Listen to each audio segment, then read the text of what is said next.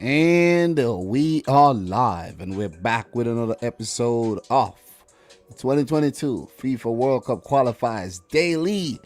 And this is the 5th episode, man. We've been covering everything, every single one of the matches. We've been talking about all the games. All. You see what I'm saying?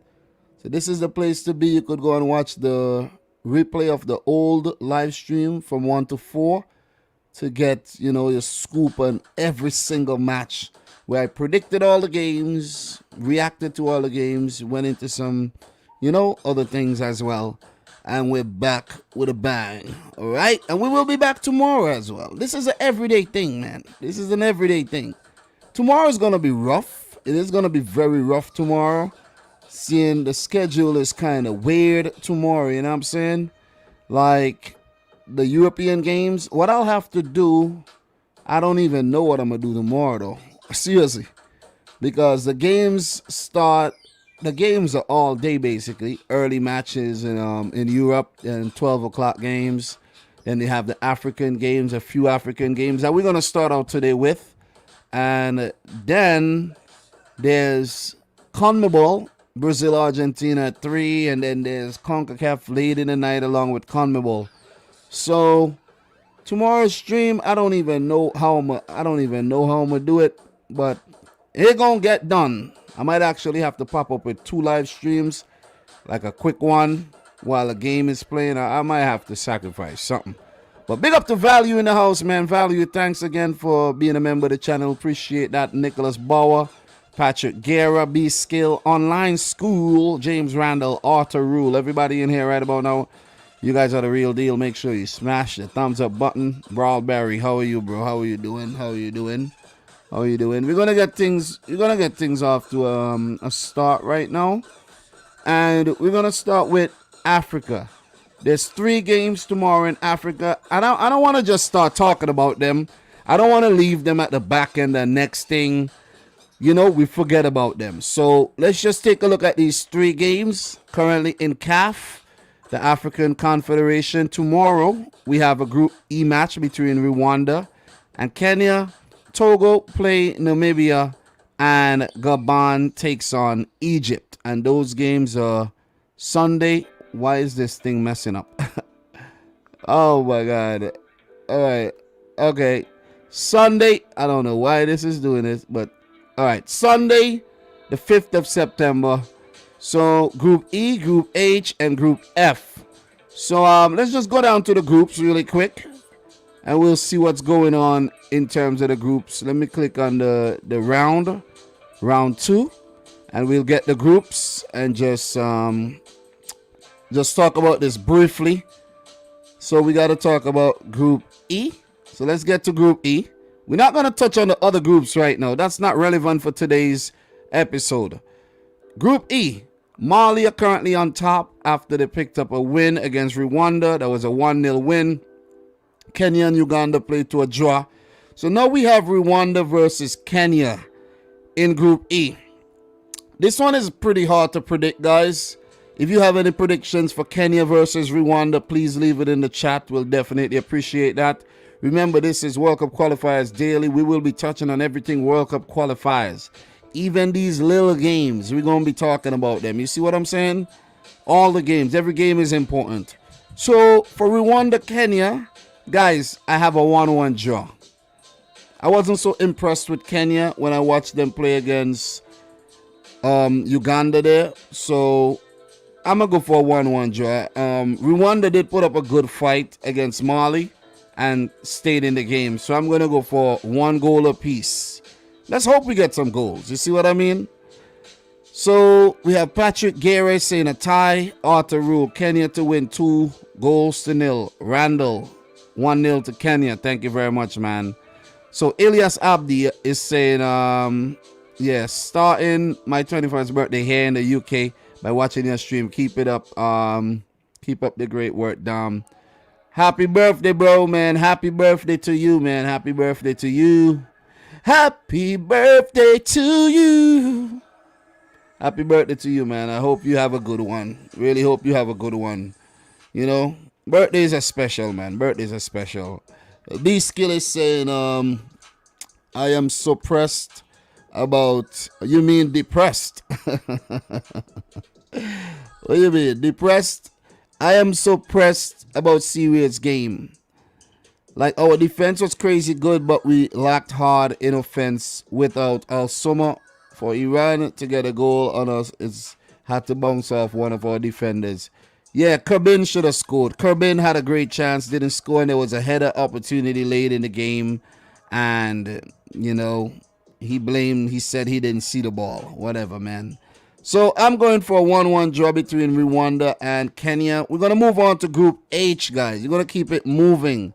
So we have Group H here, where we have Senegal, Congo, Namibia, and Togo. Senegal did pick up a win in their first game, and that was against Togo. And then Namibia and Congo played to a draw. So a 1-1 draw at that. So Togo versus Namibia is the next fixture in Group H, guys. We'll have games coming up on Monday. We'll touch on those sometime tomorrow.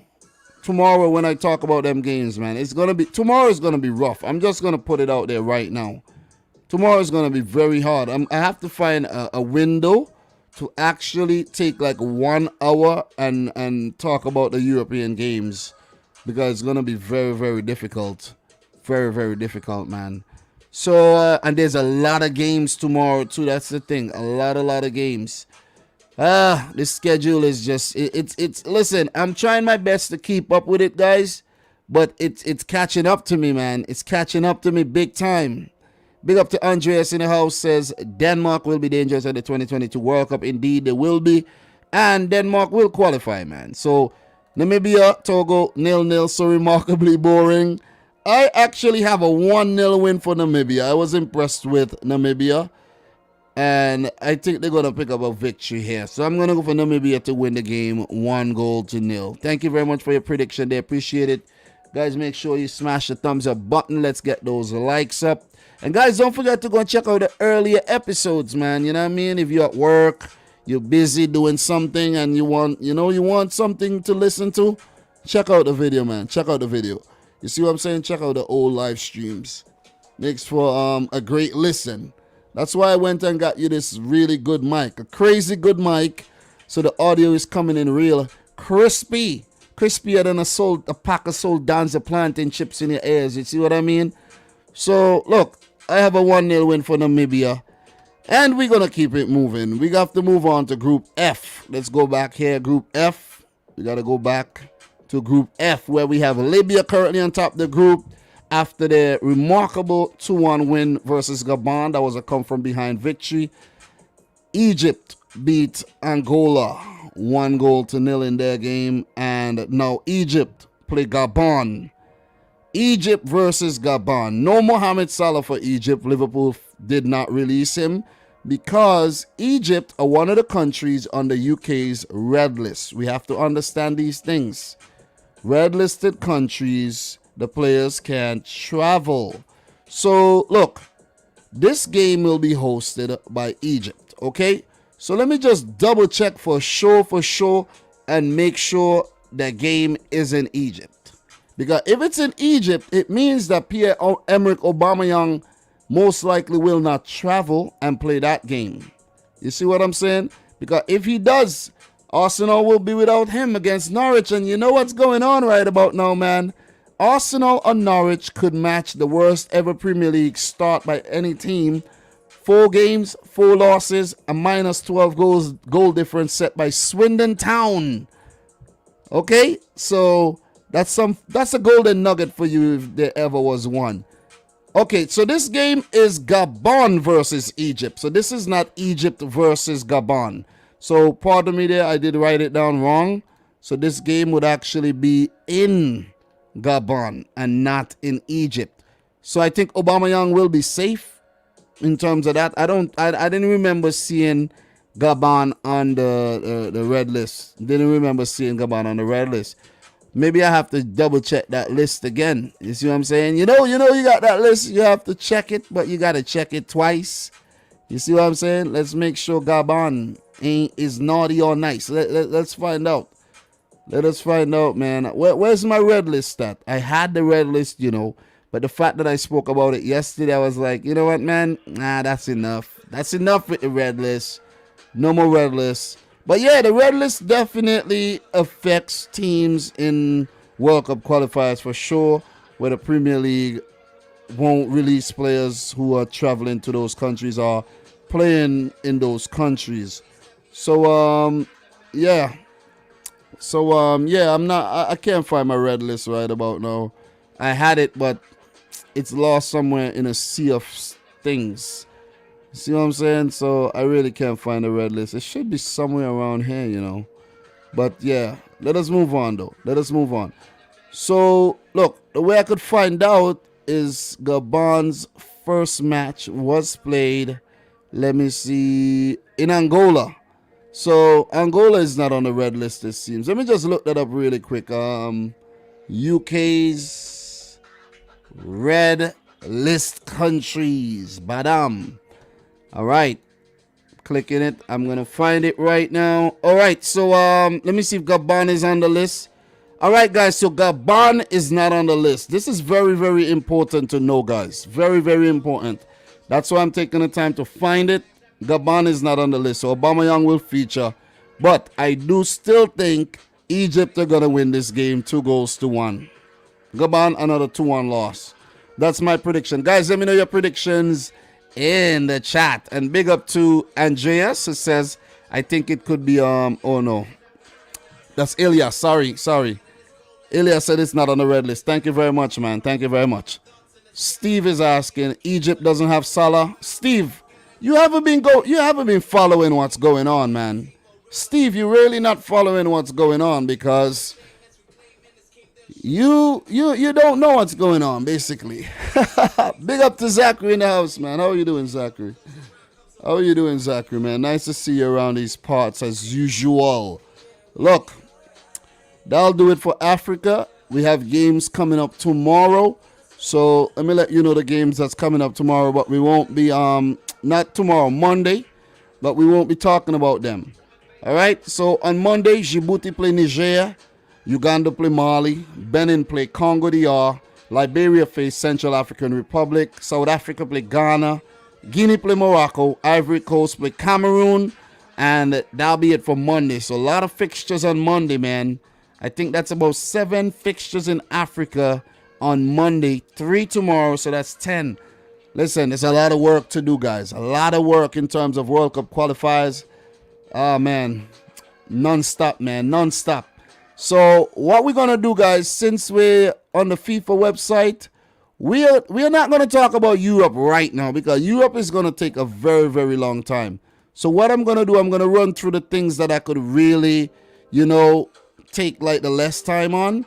And let's talk about CONMEBOL. The game's coming up tomorrow. We won't need to talk about CONMEBOL for a very long time. It's only 5 matches. We'll just recap the games that happened already in September. And we'll predict the games coming up tomorrow. Simple, just like we did for Africa, and we'll move on. You know what I mean? No biggie. No biggie at all. So, look, double round robin games. Every team play each other twice. You end up playing 18 matches. And whoever gets the most points qualify for Qatar. The top 4 teams qualify directly. The 5th team goes into the Interconfederation playoffs. Peru qualified via the playoffs last time around. And Uruguay have been a team that frequent the playoffs in recent times. So, look, we're going to go down here. Let's go down here and let's find the games that were played in September so far. Thursday, September 2nd. Bolivia 1, Colombia 1. Brilliant equalizing goal at the end there, gotta say. Ecuador 2, Paraguay 0. Then we have Venezuela 1, Argentina 3. Brilliant goal by Soteldo there at the end, consolation goal, but what a Panenka. He'll make Panenka proud. Let's put that out there. But Argentina was exquisite, I'm telling you. They were exquisite. I got some big questions to ask you guys, but I'm not ready for it. Peru 1, Uruguay 1. What a goal by Renato Tapia, man. Bicicleta. You got to pull out the bicicleta there. Brazil 1, Chile won. Everton Ribeiro off the bench with the goal. Brilliant goal through a forest of players to break Chile's hearts. And I saw that Arturo Vidal was trolling Richarlison on Instagram too. So, yeah, Arturo, you should have played better. Chile looks very ragged, man. Looks like a nursing home these days. All the 100 cap players still playing for the national team. Claudio Bravo, gray. He's basically grayer than Jonathan Walters. And they're not looking like the Chile team that won back-to-back Copa Americas, man. Not at all. Not at all. So, the games that we're going to talk about Sunday, September 5th. Big up to everybody in the chat, man. Make sure you guys smash the thumbs up button for the live stream and for the consistency. You could be anywhere else in the world right now, but you're here with me. I do appreciate that, man. Listen, not a big crowd, but it's a good crowd. That's what I love. That's what I love. And if you're watching the replay right now, hi, how are you doing? Look, we got some big games, man. Brazil versus Argentina coming up tomorrow in Arena Corinthians. So this is on Brazilian soil. Argentina recently defeated Brazil on Brazilian soil in the Copa America. The first time they did that. And look, this game is a very tricky one to predict. But the thing with Brazil, they're heavily depleted. I want you guys to make note of that. Brazil are heavily depleted. Even Hulk made the cut. Miranda, these veterans made the cut. A few unknown players you never heard about. A few Flamengo guys called up, like former Flamengo guys as well in Gerson. You know, no Gabriel Jesus, no Firmino. There's Casemiro still. There's Dani Alves still. There's Alexandro Danilo, Marquinhos. There's, who else is there, man? Eder Militao. Neymar, of course. They still have a good crop of players, but they're not at full strength. Argentina, on the other hand, are packing. They're packing hard. You see what I'm saying? They're packing a lot of steel. Just want to put it out there. Argentina are looking damn good. They're looking good. I'm going to go as far as to say Argentina won't lose this game. I'm going to play it safe, man. I'm going to leave the gun on safety and say a 1-1 draw. A 1-1 draw. That's what I'm going to call it. I'm going to call it. Brazil wasn't so convincing against Chile. I think Chile were a brighter team on the day. It's just that they couldn't beat Weverton in goal.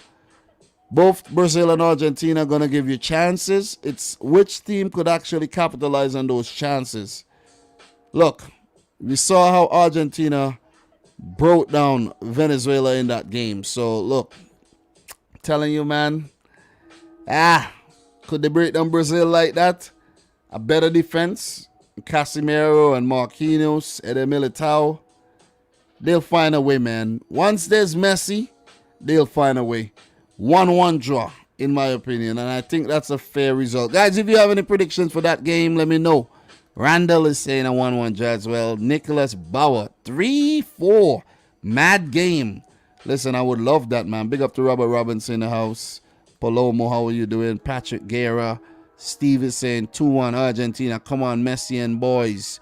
What else we got here, man? What else we got? Big up to Legan Sweet in the house. How are you doing, Legan Sweet? Nice to see you around these parts. Philip M, 301 Circular. Everybody in here right about now. M Day. Everybody, man, big up yourself. Big up yourself. Make sure you like the video. Let's get the stream up to 50 thumbs up. Patrick Guerra is saying a 2-2 draw. Dumb, I'm going to play it risky and say 2-1 win for Brazil. Very risky. It is very risky. I think it would have been a safer bet to say 2-1 to Argentina, in my opinion, though, because they're looking good. They're really looking good. So, guys, what we're going to do, we're going to move on to the next game, and we're going to talk about Ecuador versus Chile. So, we know Ecuador are on fire at the moment. 2-0 win over Paraguay. Chile lost to Brazil. Look.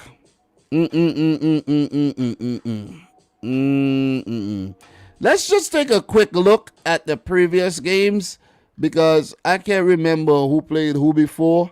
But let's just go back and take a look at what happened in June, man. Let's take a look and see if we had any similar fixtures earlier in June. So let's just click June and see what happened there. You guys could see some fixtures that happened already. You know what I'm saying? Argentina, Chile, Peru, Colombia. I'm just trying to see if these teams met already. Uruguay, Paraguay. Okay, Bolivia beat Venezuela. Peru, Argentina. Okay, we good. I think we're good. Ecuador, Colombia, Venezuela. Yeah, Venezuela. I think we're good for now. I think we're good for now in terms of the matchups, though. Like, you know, yeah, we're good. We should be good. We should be good. All right. Yeah, we should be okay. All right, let's go back down. Let's not focus on the past, and let's go down. We'll take a look at the table as well, but let's just go back to September 5th, 2021. All right, so let's go September 5th.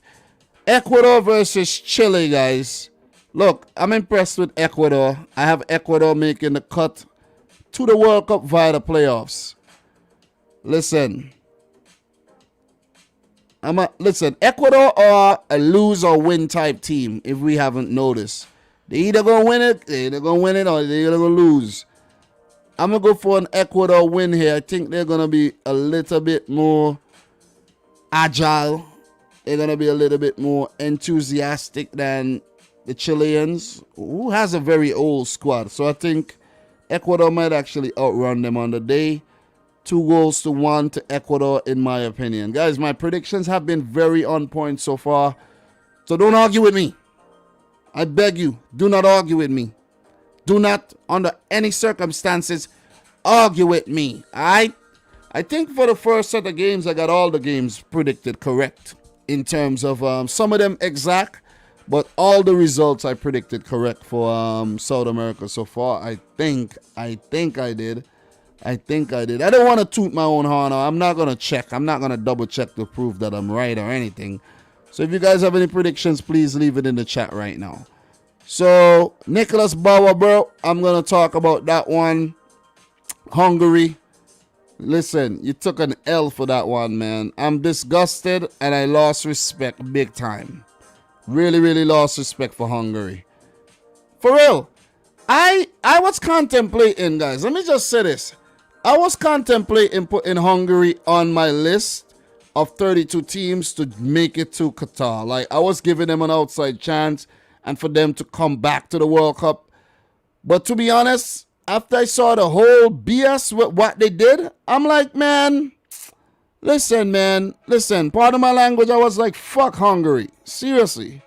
You know what I'm saying? Seriously. Like, whatever, man. Get the hell out of here. You feel me? Seriously. That's how I felt. I'm going to keep it 100 with you. I had him, but I'm like, get the hell out of here, man. Get out of here with that BS. Seriously, get out of here with that BS, man. Look at the times we're living in. Why do people still do this bullshit? You see what I mean? People need to change. People need to change, man. But all I have to say to you guys is hard out here as a black man. Let's keep it going. Let's keep it going, though. Let's move on from that. Forget about it, but let's move on. It's hard out here as a black man. Let's keep it going.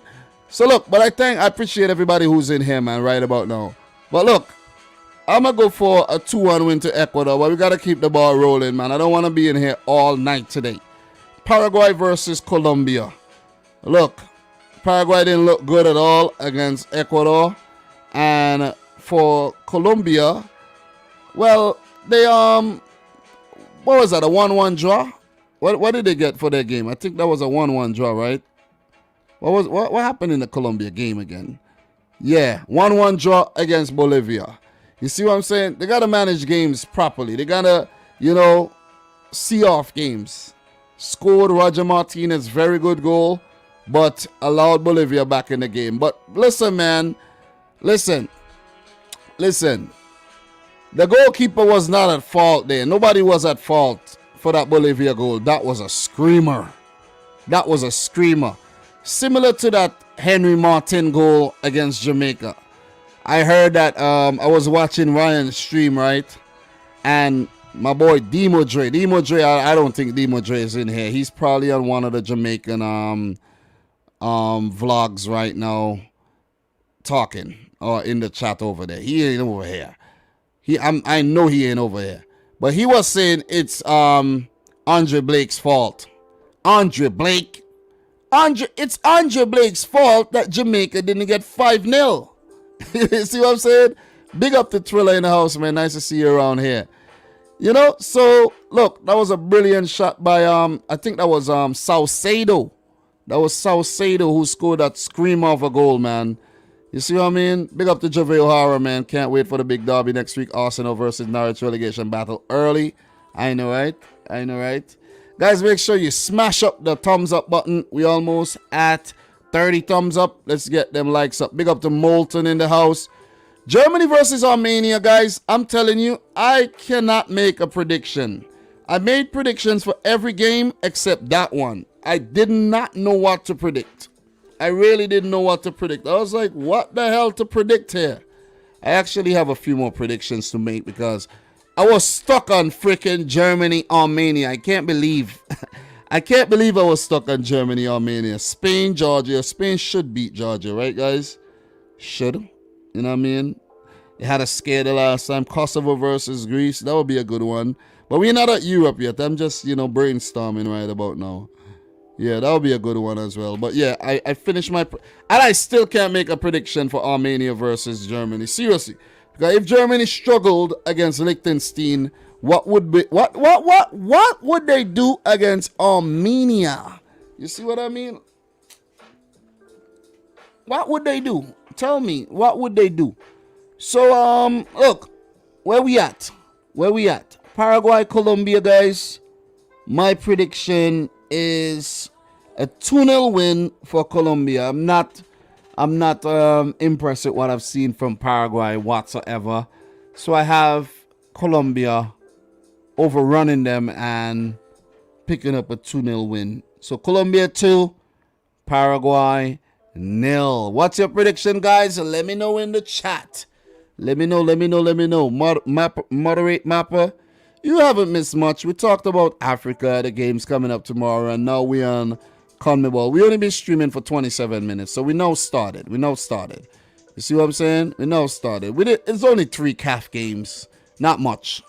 Big up to Aaron Guy in the house. With 2 of Portugal, England, Italy, Argentina, Holland making the semis. What are you talking about, bro? What are you talking about? I already thinking of a France-Brazil final. Aaron, bro. Well, what world are you living in? France ain't making no final. I have to do a video where I make 10 bold predictions for the 2022 World Cup, but I have to wait until the teams are finalized. All right? So, and one of my predictions, I'm going to give it away right away. France ain't making the final. Not at all.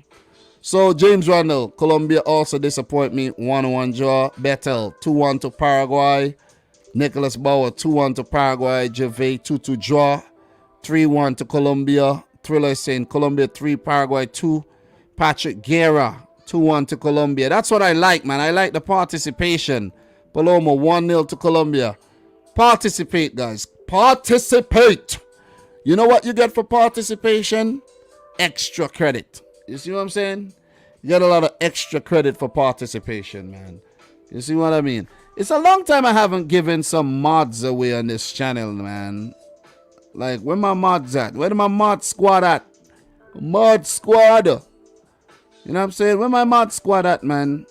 Where my mods at? I have to give away some mods to some of you guys, man. You know, who have been seen around here quite a lot. So, let me see. So, I've given away 2 mods. 2 mods. Some loyal peeps. You guys have to get more extra credit to get that mod, okay? Extra credit. More participation. And you'll get the mod. Sabitzer went to Bayern. Yeah, man. 16 million. You see what I'm saying? Damn, you're saying no France in the final just because of the Euros? No. Aren't you? You're not watching? You don't know what's going on? You don't know what's going on, man. You really don't know what's going on. But, guys, we're going to keep the ball rolling. We have 2 more games to talk about. We have Paraguay, Colombia. We don't talk about that. Uruguay, Bolivia, man. Bolivia ain't a team to write off, but it's when they're at home. Uruguay on home soil here, I think, is going to get a narrow 1-0 victory over Bolivia. Listen, I'm really up there. Uruguay did pick up a 1-1 against Peru, but they're without Suarez and Cavani, I think, and they're gonna struggle. They're really gonna struggle. So I'm gonna go for a 1-0 win for Uruguay, however, over Bolivia. I won't be surprised if Bolivia get a result or draw something, but I'm gonna go for Uruguay to win. Narrow 1-0 win here. Guys, make predictions as well. And we have a game between Peru and Venezuela. I have Peru beating Venezuela 2-0. So, look, Peru ain't a bad team, you know. They're very energetic, man. I saw Advincula running down the place, and I was like, God damn. Is you know what I'm saying? Good bicycle kick there by Renato Tapia. Paulo Guerrera is still fit and running around. The team still looks good, but I don't think they're going to qualify for Qatar, though. I really don't think so. So if you guys have any predictions for this one, let me know. Let me know. Thriller, Uruguay 2, Bolivia 1. Bolivia upset, a 1-0. We have Phil Benny saying 2-0 to Uruguay. Jove, Bolivia going to win 1-0. Moderate, Mapper, 3-0 to Peru. Thank you very much. Bethel is saying, oh snap, made me mad again. I'm finally back, baby. Yeah, you have been absent for a while, man. Palomo, 3-1 to Uruguay. What else we have here? Molten, 1-0 to Venezuela over Peru. Jordan, 2-0 to Uruguay. Thanks for all these predictions, guys. You guys are good. We got about 36 people in here. That's a whole lot of people, you know. Never mind, I don't have 150, 200, 500 like some people be having in their live streams. I'm good. I'm good, man. Small class, you learn more. Feel me? Uruguay 2, Bolivia 0. Nicholas Bauer. Peru 0, Venezuela 0. Sorry about my spelling. It's all good. James Randall 2-1 to Venezuela. To Peru, I mean. So, what else we got here? What are you guys talking about? So, Aaron Guy, 3 automatic, 1 team goes through to a playoff. So what is Aaron Guy asking now? How many Concacaf teams qualify, by the way, Dom? Bolivia is such a poor country. How are they even participating in these tournaments? Ha ha ha ha ha. Funny. Come on. You remember there's something called FIFA? You see what I mean? FIFA actually give them money, of course. Maybe Max Aarons didn't want to come play for us. I don't really rate Max Aarons like that, you know. Let me just put it out there. I don't. I really don't. So that'll do it for South America. And what we're going to do, we're going to move right on to CONCACAF. Ooh, everybody's favorite confederation, CONCACAF. We're going to move on to CONCACAF, and then we're going to talk about the European games. We're actually going to go through the teams that there's no games played today, and then we're going to touch on the games. You see what I mean? So that we could get this out of the way. Smart, right? Very smart, Dom. Very, very smart.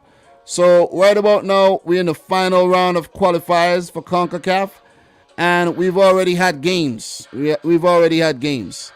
But look, I will take a look at the South American table tomorrow, guys. The table I did yesterday. Don't need to look at the table again today. You know what I'm saying? You guys want to see the table? You know what? Let me show you guys the table, man. You know what I mean? I think I jumped the gun a little there. I really did jump the gun a little. Let's go back. Let's go back. Let's wheel and come again. All right, let's wheel and come again with the table there for CONMEBOL. Let's go down and let me show you guys the table. Let's go. Let's go. Let's go. Let's go. Let's go. You know what I'm saying? Wheel and come again. Show the people the table. Stop rushing through the thing, Dom. This is the table right now. Brazil is at the top with 21 points. You know what I'm saying? Argentina second with 15.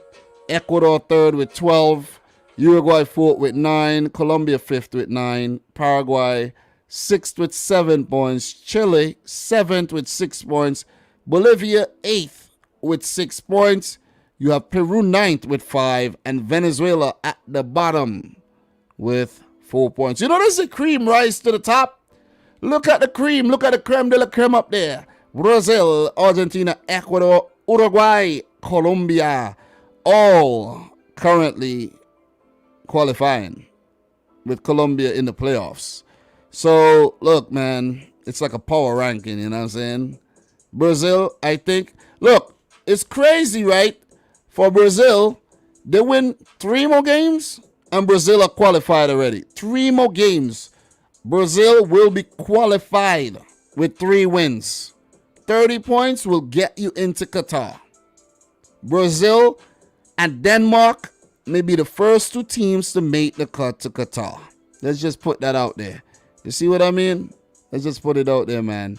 So let me see what you guys are saying. Moderate Mapper is asking, Dom, I have a question. What's your opinion about the 48 team expansion? It's a lot of teams, man. That's what I think. It's a lot of teams. But after 100 years of World Cup football, revamps are needed. More countries are needed to be more countries need to be involved, which would spread the game. It's already a global game, but it would make the game a little bit better, if you understand what I'm saying. Where more teams will qualify for the World Cup, it would be a bigger event, more revenue for FIFA, more revenue for the teams participating as well.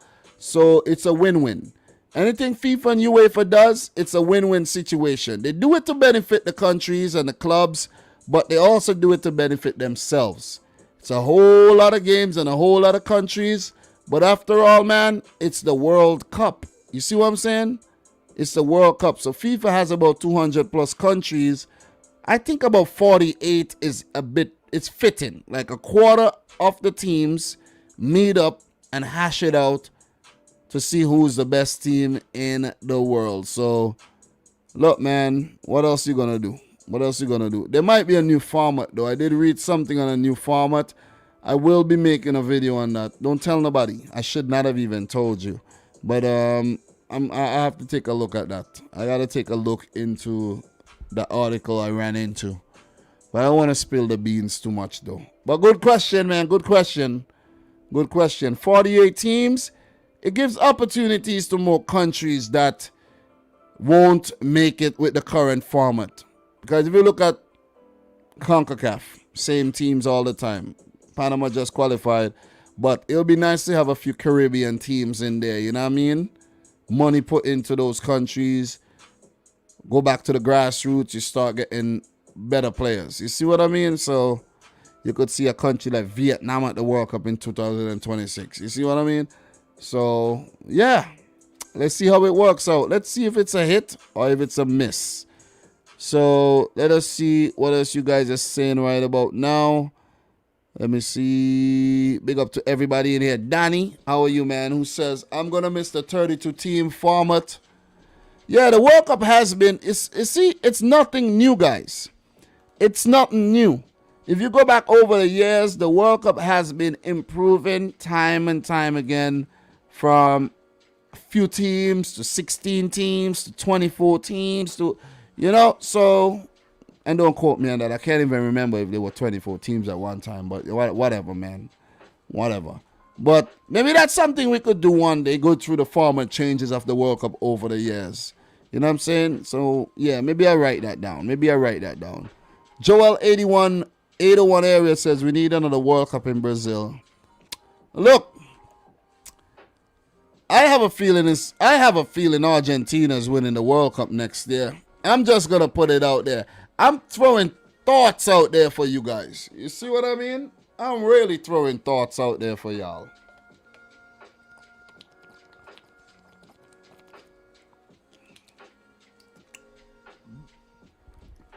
Really throwing thoughts out there. So we're gonna move on, man. We're gonna move on. Let's go back. Let's talk about CONCACAF. Big up to everybody. We got about 50 people in here, guys. Let's get the live stream to 50 thumbs up. Love it. Let's go. World Cup Qualifiers Daily with your one and only Dominic Rich. Episode 5. And it's only Saturday. And qualifiers started when? When did they start? Wasn't it like Thursday or something? Was it Thursday? Was it Wednesday? Boys on fire, man. But I don't want to burn out, though. That's the thing. I'm just simmering and taking it easy. You feel me? So, look, CONCACAF. Let's talk about CONCACAF, everybody's favorite confederation. We have 4 games coming up tomorrow, Sunday, 5th of September. In the octagonal, we've already had match day 1. I made a designated video. I give CONCACAF its own video talking about match day 1, and I also give it its own video doing the predictions for match day 2. So I won't be long on CONCACAF in this video. If you want to hear more about what I think, more information, please refer to that video. I will definitely appreciate it, okay? Refer to that video, show the video some love. But we're going to run through the fixtures real quick here.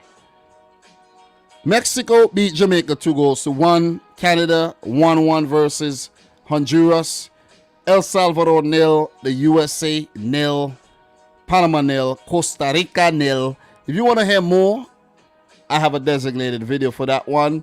And I spoke about it in episode 4. And I went off. Alright? So go check that out. Check that out. You'll enjoy it. Let us talk about tomorrow's games briefly, man. Jamaica versus Panama. Jamaica has never beaten Panama in World Cup qualifiers. Let's just put it out there. Never. 3 wins, 3 draws for Panama. No wins for Jamaica, not even on home soil. So, they don't have a stellar record against Panama. They don't have a good record against the Central American nations. Let's just put that out there. I'm going to go for a 1-1 draw. Big up to the boy Steve in the house. Steve, sorry, bro. I saw you earlier. I got distracted. Big up to Scandi Lab in the house as well. Who else is in here that I haven't shouted out? Ian the Hedgehog, bro. Haven't seen you in a while. How are you doing? How are you doing? So, what we got, man? What we got? I got Jamaica 1, Panama 1. Jamaica will have their big stars available to them. Mikel Antonio, Bobby Reed, Daniel Johnson, Ravel Morrison. I don't think all of them's going to play the game, but still, you know what I mean? It's good. It's good to have him. It's good to have him available. See what I mean? You see me, I say? As they say in Jamaica, you see me, I say? It's good to have them available, man. You know what I mean? And that's what they say in Panama, you know what I mean? It's good to, yeah, man. Yeah, man. Yeah, man. The Panamanians talk so funny when it comes to English.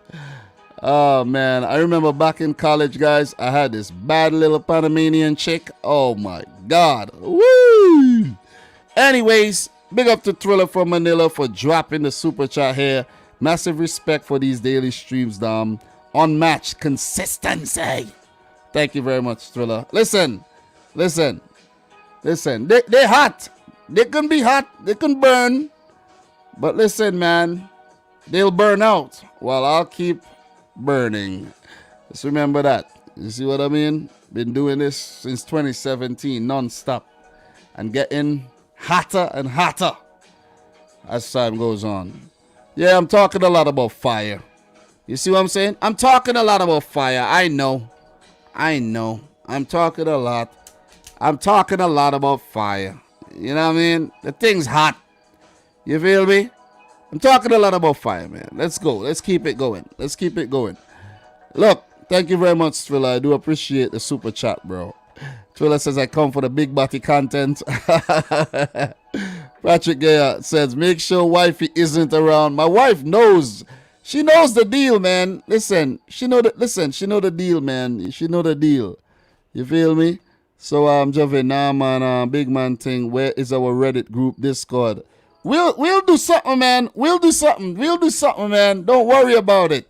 Everything come in its time. Everything will come in its right time. I told y'all. Chill. Everything will happen at the right time, man. You know what I mean? We don't want to rush things. It would happen. So look, Jamaica play Panama at home, and Jamaica's next game is against Costa Rica. And guess what? Somebody say guess. Guess what? I'm waiting. Somebody say guess now, man. What you guys taking so damn long to say guess for? I'm telling you guys, Jamaica play Costa Rica in their next game. And guess what? Costa Rica is on the red list. Which means that these British players would only play the home game, which is not good. It is not good. Guys, I have to set up the Discord, man. Just give me some time. Just give me some time. So, Aaron guy is asking, Dom, are you streaming with Ryan for the Jamaica game? And by the way, who you doing a preview with for the Pool City game? Hopefully, we do a Chelsea. We do Chelsea a favor. As per, I hate them. I'm fed up of you lot dominating. For the game, for the week when Liverpool and City are playing, Ryan LFC is coming through again. No other than Ryan LFC. The next stream I got coming up this Thursday when the Premier League comes back. My boy Doug already, confirmed that he's gonna come on. He's off, so it's gonna be me and Doug, or Doug and I. And then I have to look for someone to come on Sunday to do the review. If not, I'll do it myself. You see what I mean? But we'll see about that. So look, yeah, the red list, man. This red listing is ruining a bunch of teams. So Jamaica would go to Costa Rica, and it's going to be hard over in San Jose. It's going to be very difficult. Jamaica would go to Park the Bus, try to get a point from that one, but they haven't done well against Costa Rica. I have to actually, now I'm talking about that, I got to start writing up my information for the Wednesday games because I want to actually get the preview video out very early. You see what I mean?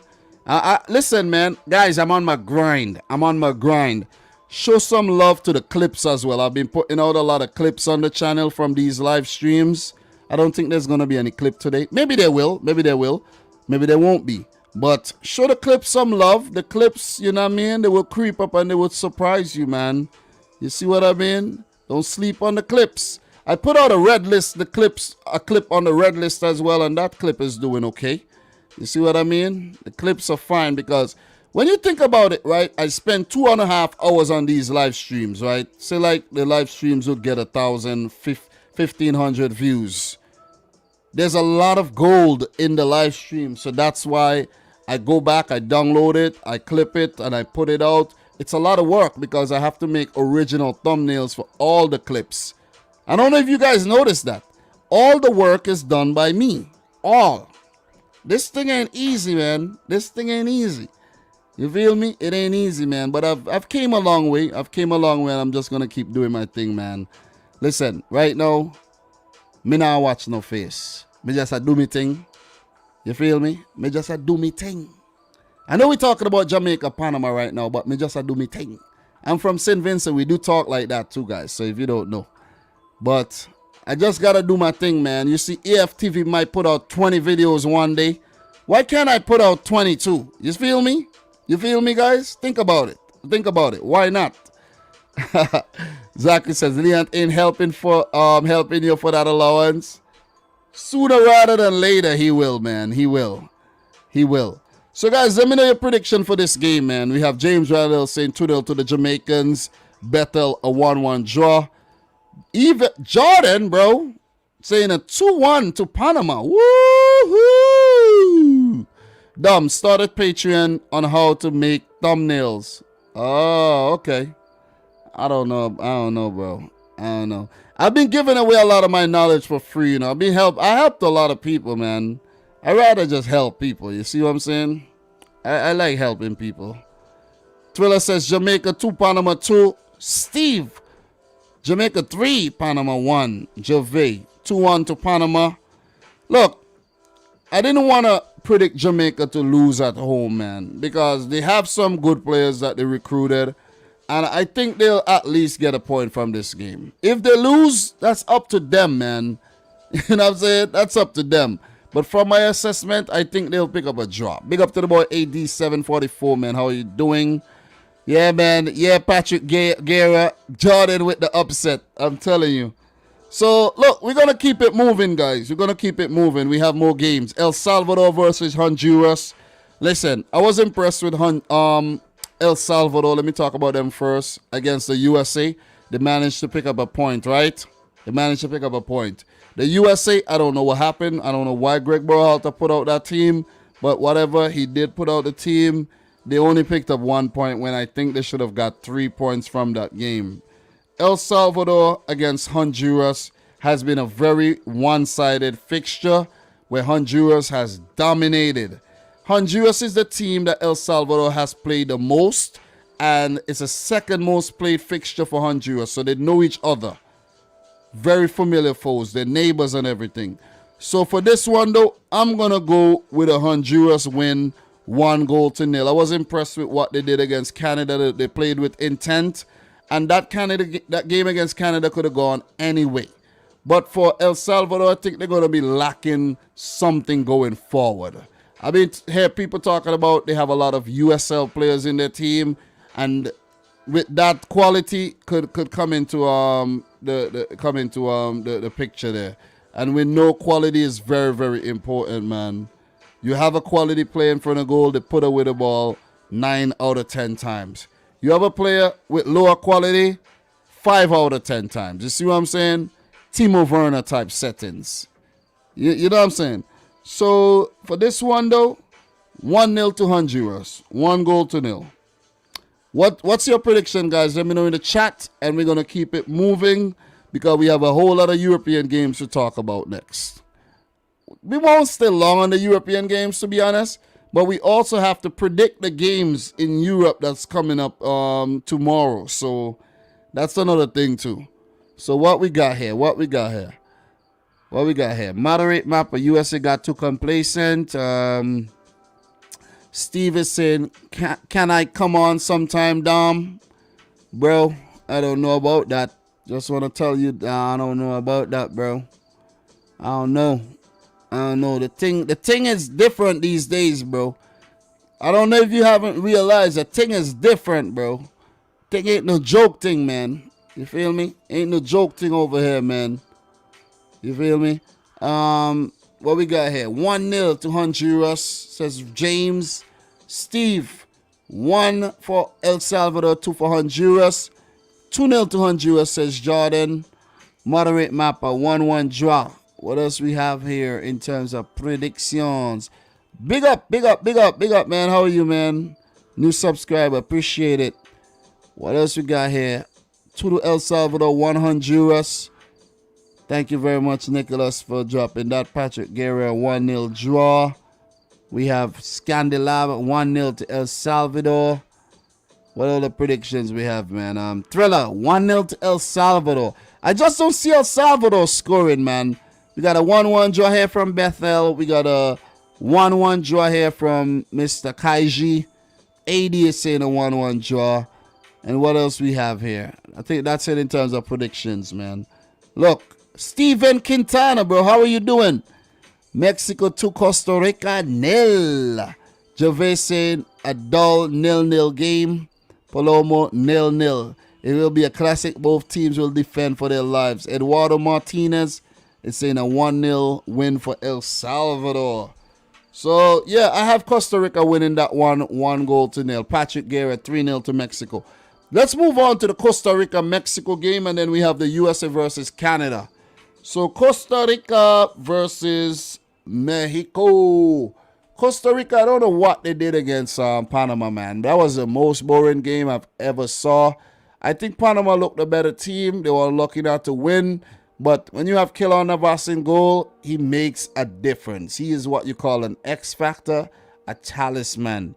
Mexico, if they put out a team like they did against Jamaica, they're going to struggle against Costa Rica. Let me tell you that one time. Let me put it out there one time. The last 4 games between Mexico and Costa Rica has been very, very close affairs. By Mexico, won all 4 games, but by either 1-0 margin, a 1-goal margin, or penalties. They won 5-1 penalties in the semifinal of the Nations League, and it has been very, very close games against Costa Rica. Very, very close. So look, Keylor Navas, as I mentioned, he'll be the game changer. And for this game, I'm going to go for a 0-0 draw. This one I see going 0-0. I know Mexico might get a few chances to score, but the way Costa Rica did set up against Panama, they're going to be a little hard to break down. and they're gonna come with the experienced players as well. Mexico, you know, they've been experimenting. Tata Martino won't be on the sidelines. He'll be out for a couple of weeks with an eye issue. He got to do surgery. So the fill-in manager, I think that's gonna be the Achilles heel for the Mexican team. Let's just put it out there. So I'm gonna go for a 0-0 draw. So yeah, that's my predictions, man. That's my prediction for that game. 0-0. What's yours? Let me know in the chat. Let me read the predictions right now. We have let me see. Man slept out the penalty shootouts. Oh man, you guys are funny, man. 3-0 to Costa Rica. Wow. 4-1 to Mexico. What else we got here? We got 3-0 to Mexico, 2-0 to Mexico, 1-0 says AD to Mexico. Everybody's going to Mexico. The 1-0 says Betel. Oh my God. Jeez. Thriller, 3-1 to Mexico. Nobody's giving Costa Rica a chance, huh? Costa Rica 1, Mexico 2-0 to Mexico. Steven is saying Mexico couldn't score. That was the only problem. We had 27 shots against Jamaica. Just got to put the ball in the net. Yep, that's the thing. Costa Rica 3, Mexico 0. Ticos 1, Mexico 1. Steve, I want to take some time to thank you very much for being a member of the channel. Guys, if you can't afford to be a member of the channel, consider becoming a member. It helps to support the thing. Let's get the memberships up, man. Listen, if I have enough members, guys, I could tell my boss to go kiss my ass. Okay? Just remember that. And I'll videotape it and share with y'all too. I need about 1,000 members though. 1,000 members would do good.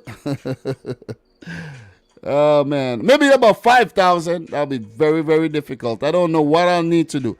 Maybe I need to travel to outer space and do match reviews or something. And that'll convince you guys to be members of the channel. You see what I'm saying? Maybe I need to like call up all the female friends I have, tell them to put on tank tops and spray them with water and have them in the background of my videos. Maybe that'll convince you. I don't know. Do I need to give away free ice cream? What? You see what I'm saying? What do I need to do? What do I need to do? You see what I'm saying? Oh man. Just tell me what I need to do and I'll do it. I'll do anything for memberships. Oh my God. Oh man. Becoming a member is like 2 coffees per month to support them. Yep. Thank you very much, Thriller, for putting it like that. I do appreciate it. So Dr. Negative is saying a 0-0 draw. We have Moderate Mapper. Costa Rica. Panama performance was horrible. Much worse than Mexico to Jamaica. Yeah, you're right. You're right. OG Gaming YouTube. How are you doing, man? How are you doing? How are you doing? You know what I'm saying? How are you doing? We have Adnan saying a 1-0 win for Costa Rica. 1-0 win for Costa Rica. Oh, man, that's a big prediction there, Adnan. Big prediction. You see what I'm saying? All right, so look, that'll be it. Nicholas Bauer saying we want ice cream. Look, man, we got one more game to talk about for Concacaf, and we're going to round off the hour mark, and then we'll head on over to Europe, where we won't take forever. I don't think tonight's stream is going to be super long. Guys, I was so tired today. Steve is asking how many members do you have right now? I don't know, man. I try not to look at the number. It's not a whole lot of members, but I try not to look at the number, man. You know what I'm saying? Just like I try not to look at my checking account. I really hate looking at my checking account, man, because I'm like, oh God, I just got paid. Where the hell did the money go? You see what I'm saying? So yeah, I want to look at the memberships like that. I look at the memberships. I don't want to be counting the memberships too, because I look at it, next thing, oh man, I lost 2 members. God damn, what did I do wrong? I start second guessing myself. You see? So let's talk about the USA versus Canada here. USA versus Canada. The derby. Only 17 total meetings between these two teams. I'm surprised it's that little. Canada only has 4 wins, with 2 wins coming in 1904, 1 back in 1960 something, and 1 in 2019.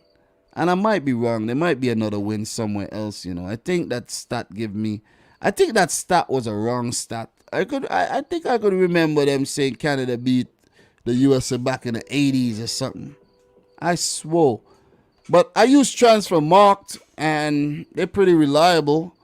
And that's the information that they give me. So I use the information. You know what I'm saying? If we look at Canada versus the USA, 17 matches. These are official games, right? Official games. And they didn't play a lot of, official game. Canada beat the USA. Let me tell you. They beat them back in 1968-69. But I'm pretty sure I heard about a win for Canada back in the 80s or something when they had beaten the USA in 2019, 2-0. But the thing with Transfer Marked is that it has official games. I don't know if it was an unofficial game or it wasn't registered or something, but that's what I got. You see what I'm saying? That is what I got, man. So I don't know if that source was reliable when it comes to that one. But yeah. I had another site that I used to use, man. A site called 11 versus 11. But that site was giving me problems loading for some reason. But it loaded today. You know what? I'm going to take a look at that site just to verify that, man, because I hate giving out wrong information. I really do. So Canada and matches head to head. Let me find the USA and see if what Transfer Marked have is okay. Yeah, what Transfer Marked has is not right. It is not right. It is not right. North American Championship. I think they have like official games. I think they have official games on Transfer Marked, because it says they only play 17 matches, right? Which might not be true. But when I check 11 versus 11, they actually have about 39 games. You see what I'm saying? 39. Like, goddamn, where's all the other games, man? You see what I'm saying? But I think there's some international friendlies. It's conflicting information, though. It is very conflicting information, man.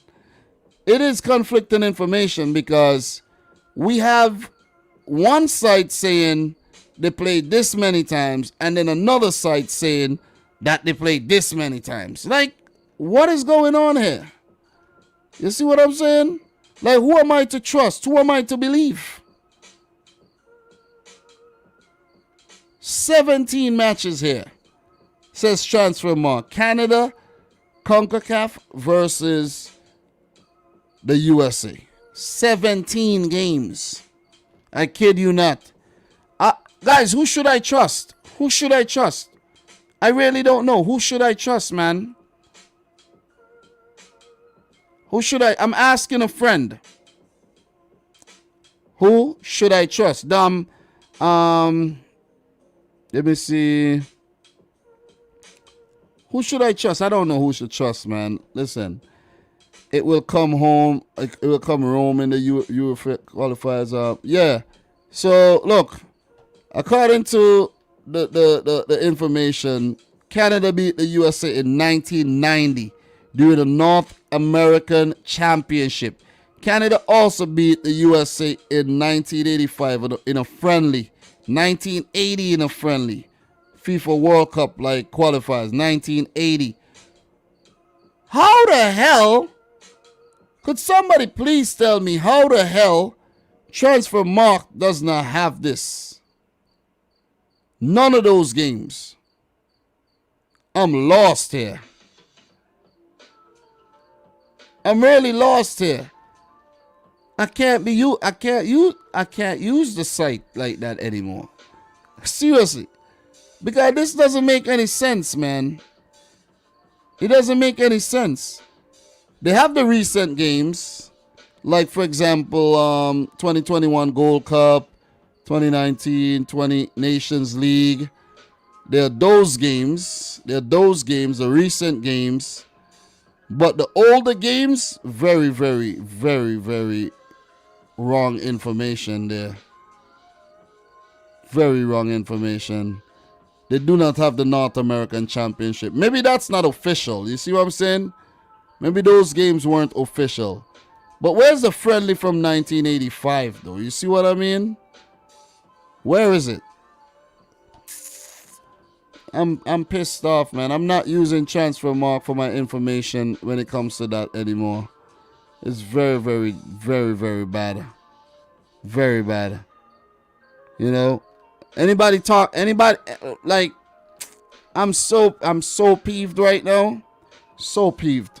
So look, and I put out a whole preview saying they met 70 and giving you guys stats and all of that. And it's the wrong stats.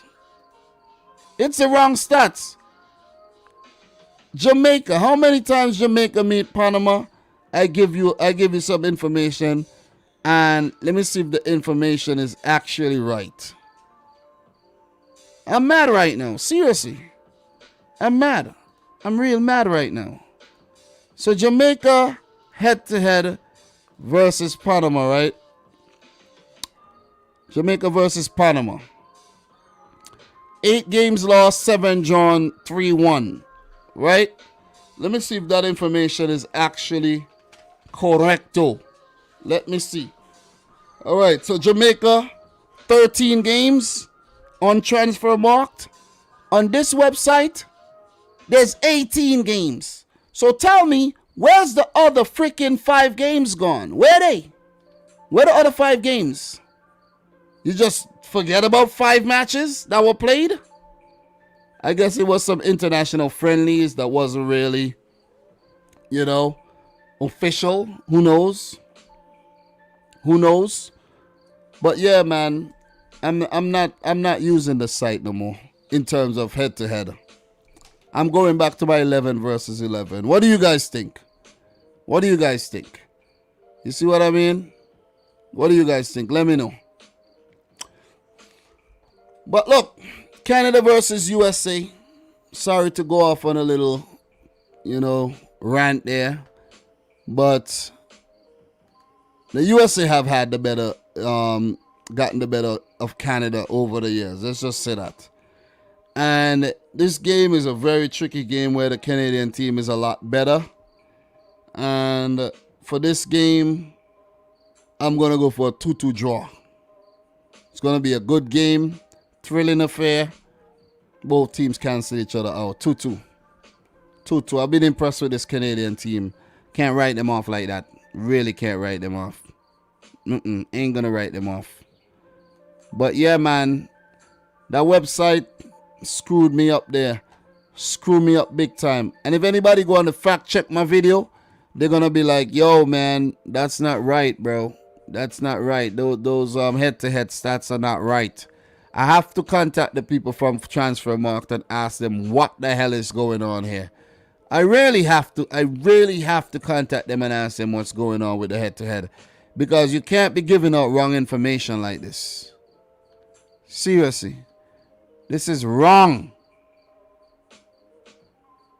Could I say it again? This is wrong information. Talk to me, guys. What's your prediction? What is your prediction here? USA versus Canada. Bethel 3-1, 2-1. Canada for the what? The poutine? What the hell is a poutine? Don't know that. I don't know what you're talking about. So I'm excited. I see an exciting 3-3 result between Canada and Estados Unidos. Thank you very much there, Thriller. What else we have? Big up to 80 Booth in the house, man. How are you doing, 80 Booth? What else we got? What else we got, man? In terms of predictions, big up to you from Algeria. How are you feeling? Come on, drop the predictions. Gervais 3, USA. 3-1 USA. Sam X 2-1 for the USA. 1-1 80 Booth.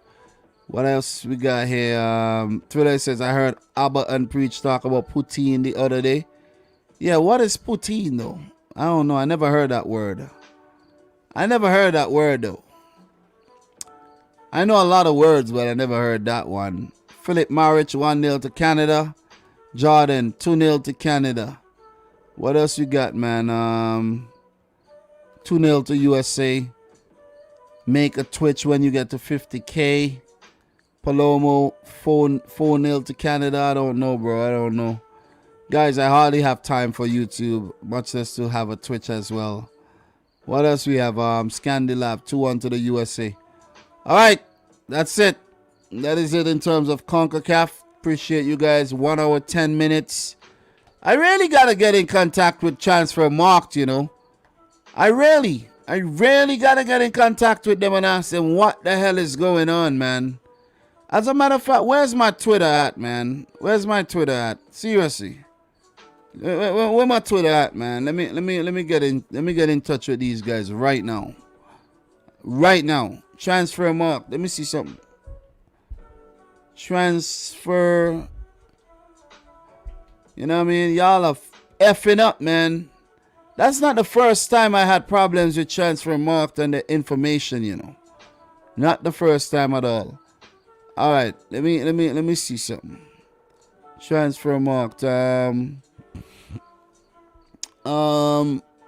me see something. Oh yeah. Let me see some. Oh yeah. Head to head. And USA v Canada. Correct? Legit. They probably won't even pin a mine. They won't even pin a mine because this is some BS, man. This is some BS, guys. Because I'm pretty sure, man. Canada and the US have played more than 17 freaking times. And they have me on the video talking about the head-to-head. Jesus Christ.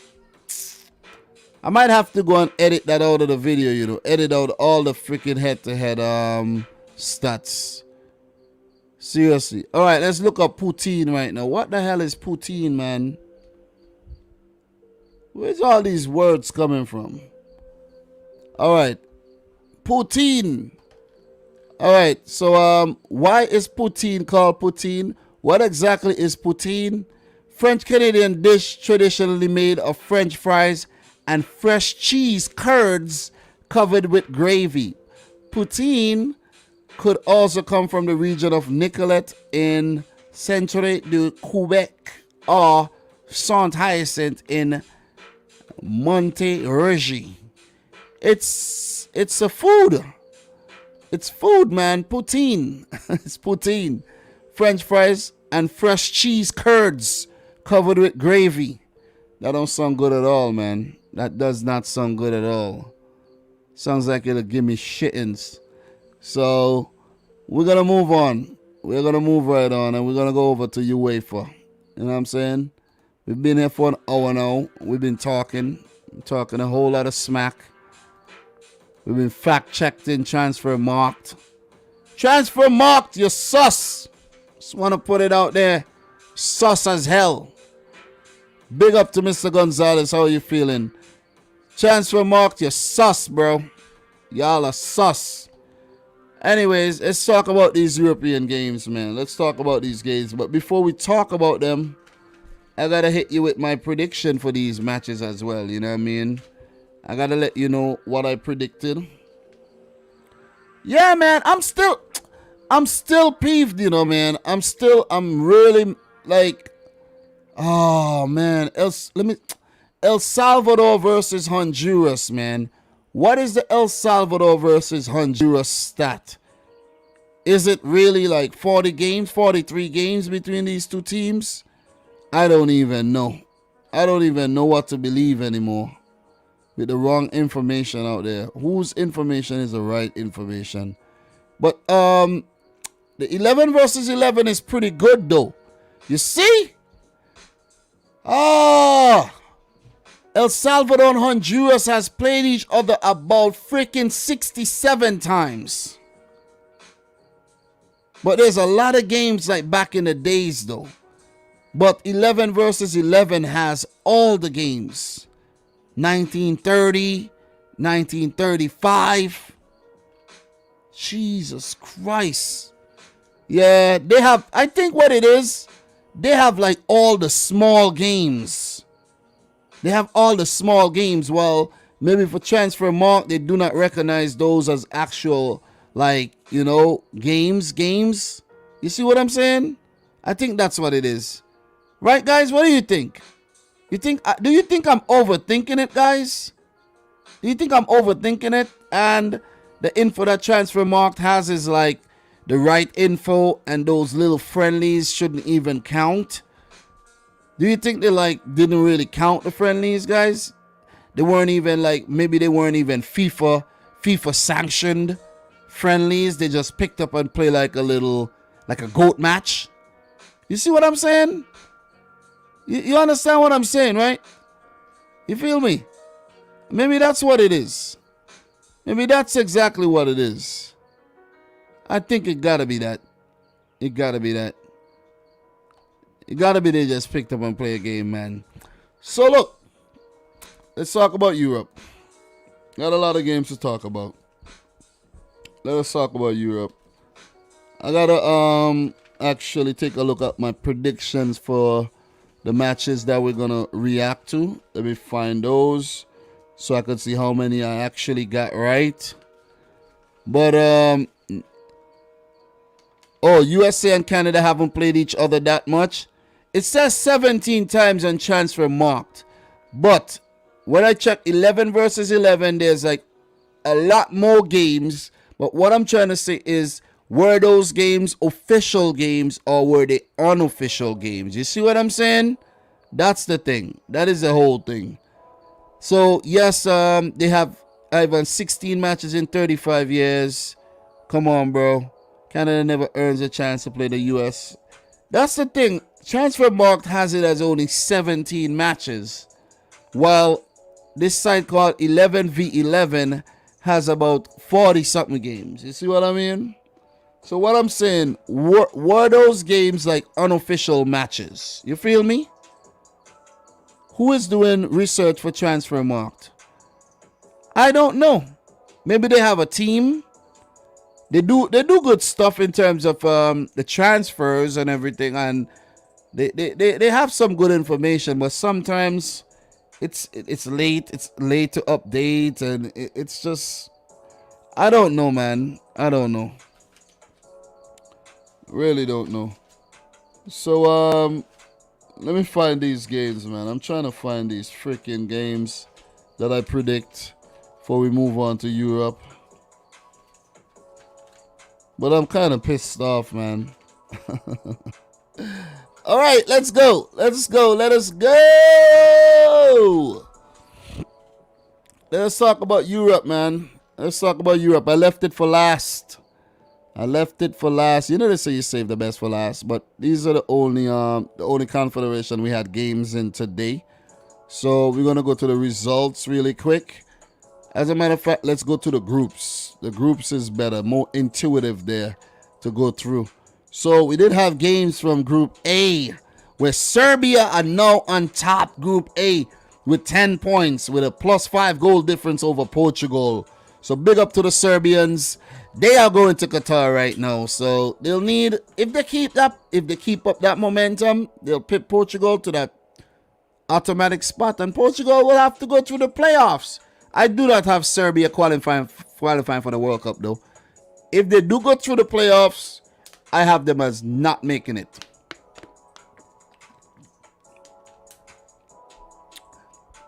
It'll be crazy if Serbia versus Croatia in the playoff. Oh my God. That'll be a match for the ages.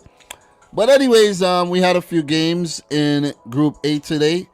We had 2 matches, and we had the friendly between Portugal and Qatar, where Portugal won the game 3-1. Let's take a look at what happened in today's matches here. So, look, Republic of Ireland won Azerbaijan won. I predicted a 1-0 win for Ireland. They messed up again, but they had to come from behind this time around. So Makhmudov in the 45th minute and big defender Shane Duffy with the equalizing goal in the 87th minute to give Ireland a point. I think this is the first point in the group too.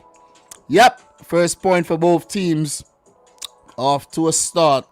So we won't touch on this game a lot more, but if you go back to the Ireland versus Portugal match, Ireland should have won that game. They really should have won that game. At first, they scored a goal, saved the penalty for Ronaldo. Aaron Connolly, I think, should have gotten a penalty after João Paulinho crashed into him. And then Ronaldo came and stole the show, broke the world record for the highest goal scorer ever, surpassing the great Iranian Ali Daei. And the rest is history. 2-1 to Portugal. Ireland, you're in the mud. You ain't making it to Qatar for sure. You could give it up already. So, look. 5 teams in this group. 8 games per team. Ireland are halfway through the World Cup qualifying campaign with 1 point. All right? They need to win their remaining 4 matches to even stand a chance, right? But once Serbia and Portugal pick up another 3 points, it's a wrap for the Republic of Ireland, who do not have a playoff path. I don't remember them having a playoff path to the Nations League at all. So, Ireland, it's a wrap for you. Serbia were very impressive against Luxembourg. Let's get back to that game. Serbia 4, Luxembourg 1. I did predict a 2-1 win for Serbia, so I got the result right, but not the score. Alexander Mitrovic, the big man Mitrovic, with a brace in the 22nd and 35th minute. I am yet to watch the highlights for these games. I did not watch these games because, guys, you know, a bunch of games play at the same time. Chanot own goal before Chanot's own goal, Till equalized in the 77th minute to bring Luxembourg back in the game. Luxembourg did get a man sent off. Let me just refer to my other source here so I could actually get more information on these games, because these sites, you know what I mean, they don't give you the information, man. So Gerson Rodriguez did get sent off in the 95th minute. So that's the red card there. So after Till's goal, Luxembourg were back in the match, but then Maxim Chanot on goal in the 81st, and then Nikola Milenkovic in the 96th minute to give Serbia a thumping 4-1 victory to take them on top at the summit of the group. So well done to Serbia, man. Well done. Well done. Could they prove me wrong and qualify directly for the World Cup? Let us see. Remember, they were there back in 2018. They're currently under Dragan Stojkovic, who I could remember from back in the day. What a name. Stojkovic. Sounds like Strajkovic or something. So, look, we're going to go back here to Group A. And, look, Serbia on top, Portugal second. Those are the front runners for that automatic spot to Europe. Let's take a look at the next fixtures coming up. As I said, guys, Portugal did beat Qatar, who are in the group, just warming up for the World Cup, 3-1. Azerbaijan played Portugal on the 7th of September. That's Tuesday. This Tuesday coming. The Republic of Ireland will play Serbia, and then we have games in November. October. When October come around, guys, we will be doing World Cup qualifiers daily once again. Don't forget that, man. Don't forget that. We're going to be doing this. Once there's World Cup qualifiers, we're doing it. We're doing it, and we'll be doing it well. So let's keep it moving. Let's keep the ball rolling. We have a lot of games to talk about, man. Group D. Let's go down to Group D. But big up to Sweden in the meantime, man. Doing the goddamn business. Beating Spain. And they look like they're poised to top the group. We do have games from Group B, though, but they're coming up tomorrow. So we'll talk about that a little later. So let's go down to Group D, where I did catch 2 games from Group D today. I tuned into the Finland versus Kazakhstan, like little after the first half. And I'm telling you, Finland came out in the second half and they looked good and they got that goal. And they picked up a 1-0 win over Kazakhstan. My prediction was a 1-1 draw because I fancied Kazakhstan to do something and pick up a point, but fell short after picking up a really good 2-2 draw against Ukraine. So we go down to the fixture here. Finland 1, Kazakhstan 0. Joel Poyanpayo with a brilliant headed goal in the 68th minute. And Finland's last 11 goals have been scored, I think, goals in the last 10 games, I should say. Let me get the stat right. Have been scored by only Joel Poyanpayo and Timo Pukki. That's their problem. They need more players to step up and help out in the goal scoring department. It's only Poyanpayo and Timo Pukki. But Marco Canova would be happy with this big 3 points after Kazakhstan really frustrated the hell out of Ukraine. So Finland are keeping themselves in contention of making it to their first ever FIFA World Cup after qualifying for their first ever Euros for 2020. That was played in 2021, of course. So the other big game in this group, man, France won. Man, what's going on in France, guys? What's going on in France? Ukraine won. France have now drawn 3 matches in this group and have now drawn their last 5 matches in all competitions. Draws, draws, draws. Listen, it's crazy. Is this art 101 or something? Why are these teams drawing so much? Group D is the draw group. I'm telling you. It's so many draws in this group, man. Finland, Bosnia, 2-2 draw. France, Ukraine, 2-2 draw. Ukraine, Finland, 1-1 draw. Ukraine, Kazakhstan, 1-1. Ukraine, Kazakhstan again, 2-2. France, Bosnia, 1-1. Ukraine, France, 1-1. You see exactly what I'm telling you? But let's click on this fixture right now. Shaparenko with a 44th minute goal. That was a good goal. And Anthony Martial scoring only his 2nd goal for the French national team, which is absolutely poor. That was poor, but it was an easy goal though. Nice little tap in. You know what I'm saying? Ball bumps around in the box. Martial there. And he scored a goal. But, you know what I mean? Kudos to Martial. But the French team is looking really suspect lately. No Mbappe, he's out with an injury. No Dembele, out with an injury. No Kante, no Tolisso. No, what you call it there? Hernandez, he's out with an injury as well. And if you look at the French team, man, look, their team's looking light. You see what I'm saying? Chouameni is a highly talented player. Aurelien Chouameni. Look out for that player. A Monaco youngster is highly rated and he's getting game time for France. But I think he's only getting game time because Kante and them other guys are missing. But when you have Adrien Rabiot in your team, man, you know what I'm saying? So let that digest, guys. Let it digest. Dubois at right back. They're looking really light, man. France under Didier Deschamps right now are looking light.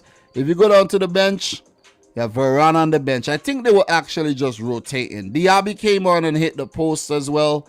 Matteo Guendouzi is on the bench. Imagine that. Imagine that. Listen, all I gotta say right now, France ain't winning the World Cup next year. And for Ukraine, they'll be lucky if they pick up enough points to even make the playoffs because this is way too many draws. You see what I'm saying? Way too many. So Finland are currently unbeaten in the group. Only 3 matches played, 5 points. While Ukraine have played 5 games and drawn all 5 of their games. They're staying in contention. They're staying in contention. But you got to win, Ukraine. You got to win. You got to win, man. Bosnia is also in the group. They're going to compete. They played a friendly against Kuwait. I don't know the result, but I actually tuned in for like 10 seconds. But Group D, yeah. I think France will still top the group. But Finland are looking good for 2nd, man. Finland is going to be between Finland and Ukraine there. So, big up to everybody in the chat once again, man. Brandon, how are you doing? Appreciate everybody in here. Guys, have we hit 50 thumbs up yet, man? Have we? Let me double check that. 52 thumbs up, guys. If you haven't yet liked the video, make sure you do so. Do appreciate that. Let's keep going. Let's keep it going. We're doing well in terms of Europe, man. Let's run through these fixtures in terms of what's coming up next. What's coming up next in this group? Bosnia versus Kazakhstan. France versus Finland is going to be a good one. If Finland could somehow pick up 3 points against a struggling French team here, it will make the group very interesting. Let me just say that. Kazakhstan, oh, that's next month. We're not going to talk about next month. 2 more games left in this group. Bosnia versus Kazakhstan and France, Finland for the September international break. We'll talk about that on the 6th, which is Monday. We'll talk about those fixtures. Any thoughts on France, guys? Talk to me about France. Any thoughts? Thriller, did Ukraine shoot themselves in the foot by not retaining Andriy Shevchenko? I don't know, because I saw Shevchenko in the stands. So, I don't know, man. He's still, maybe, I don't know what happened, though. I have to do some research on the Shevchenko thing. I have to start doing some more investigative journalism as well. Guys, I really wish I had more time to do this. You might be like, oh, damn, you do have time. Guys, I have my little one in my lap sleeping. I have to take care of him. He's a little 3-year-old boy, very demanding. And he deserves a lot. He demands a lot of attention. Very, very, very, let me see, like to have his own way. So, if I put him down to sleep, like in the bed or on the couch, he's going to wake up and look for me. So, I rather just have him on me. So I don't have time. If I had time, I'll do way more than I'm doing right now. Trust me. Trust me. But I'm trying, man. I'm trying. So Steve is saying Finland actually did beat France in a friendly recently. Thank you very much for that information. What I'm going to do right now, I'm just going to go over to my my 11 versus 11 and just look up Finland and find out. I don't know. Maybe I know, but I just can't remember. You know what I'm saying? I can't remember. Head to head, Finland, or their matches actually. Their matches, Finland, 2020-21. Let me see something. Finland.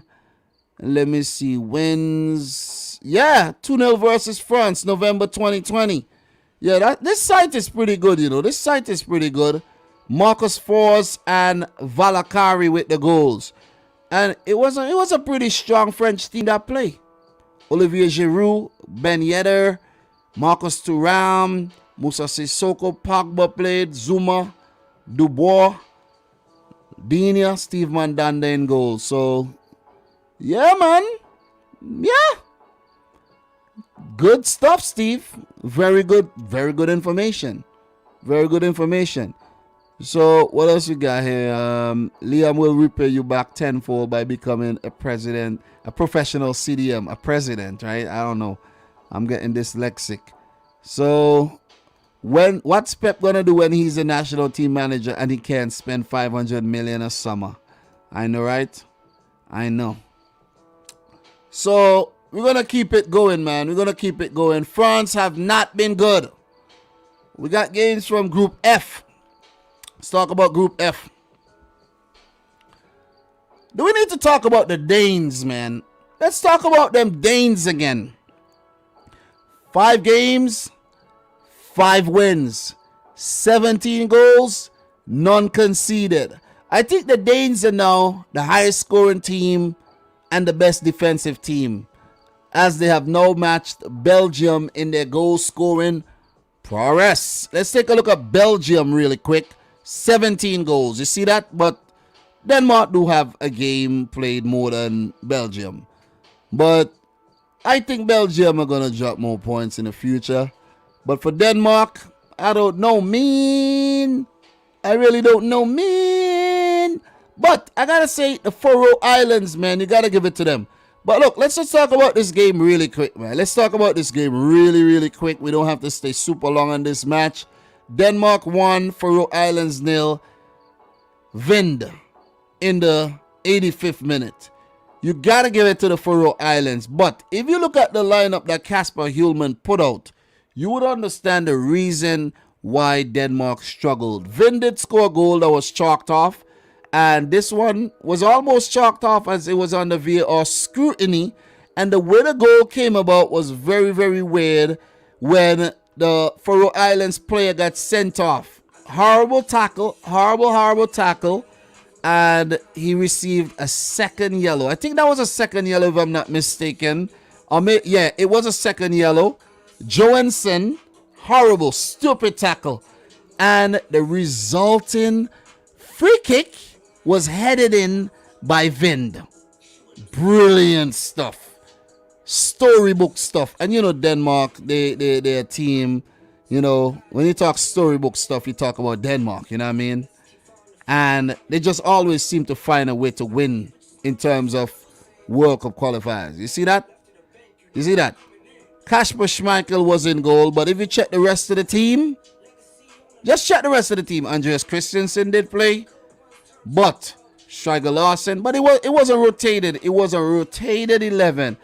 And I think Kasper Hjulman was just testing his bench strength, testing his squad depth against a Faroe Islands, who are one of the weaker opponents in the group, and you would fancy yourself to beat a Faroe Islands. But Faroe Islands came out and they did well.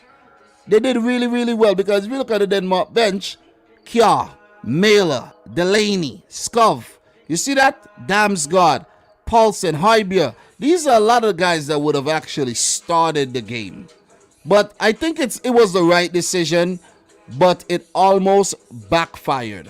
So I gotta give it to Faroe Islands. But when it comes to Denmark, man, listen, Denmark, I like to just take the time to say congratulations on qualifying for the 2022 FIFA World Cup. You have made it. 15 points, 5 games. And look, they'll play 10 games. They're halfway through. I could see Denmark picking up 30 points. Unless Israel have something to say about that. Where we're going to move into the Israeli game, man. Big up to Israel. And guys, by the way, I did predict Denmark to beat Faroe Islands 7-0. Because I thought that they were going to go full strength. But they didn't. They didn't go full strength. I'm disappointed. I'm really disappointed. But it is what it is. Look, man, them boys from Israel are doing the goddamn thing. 4-0 here against Faroe Islands. And then they came back and smashed Austria 5-2. I did predict a 2-2 draw for this one. But goddamn, Eren Zahavi cannot stop scoring.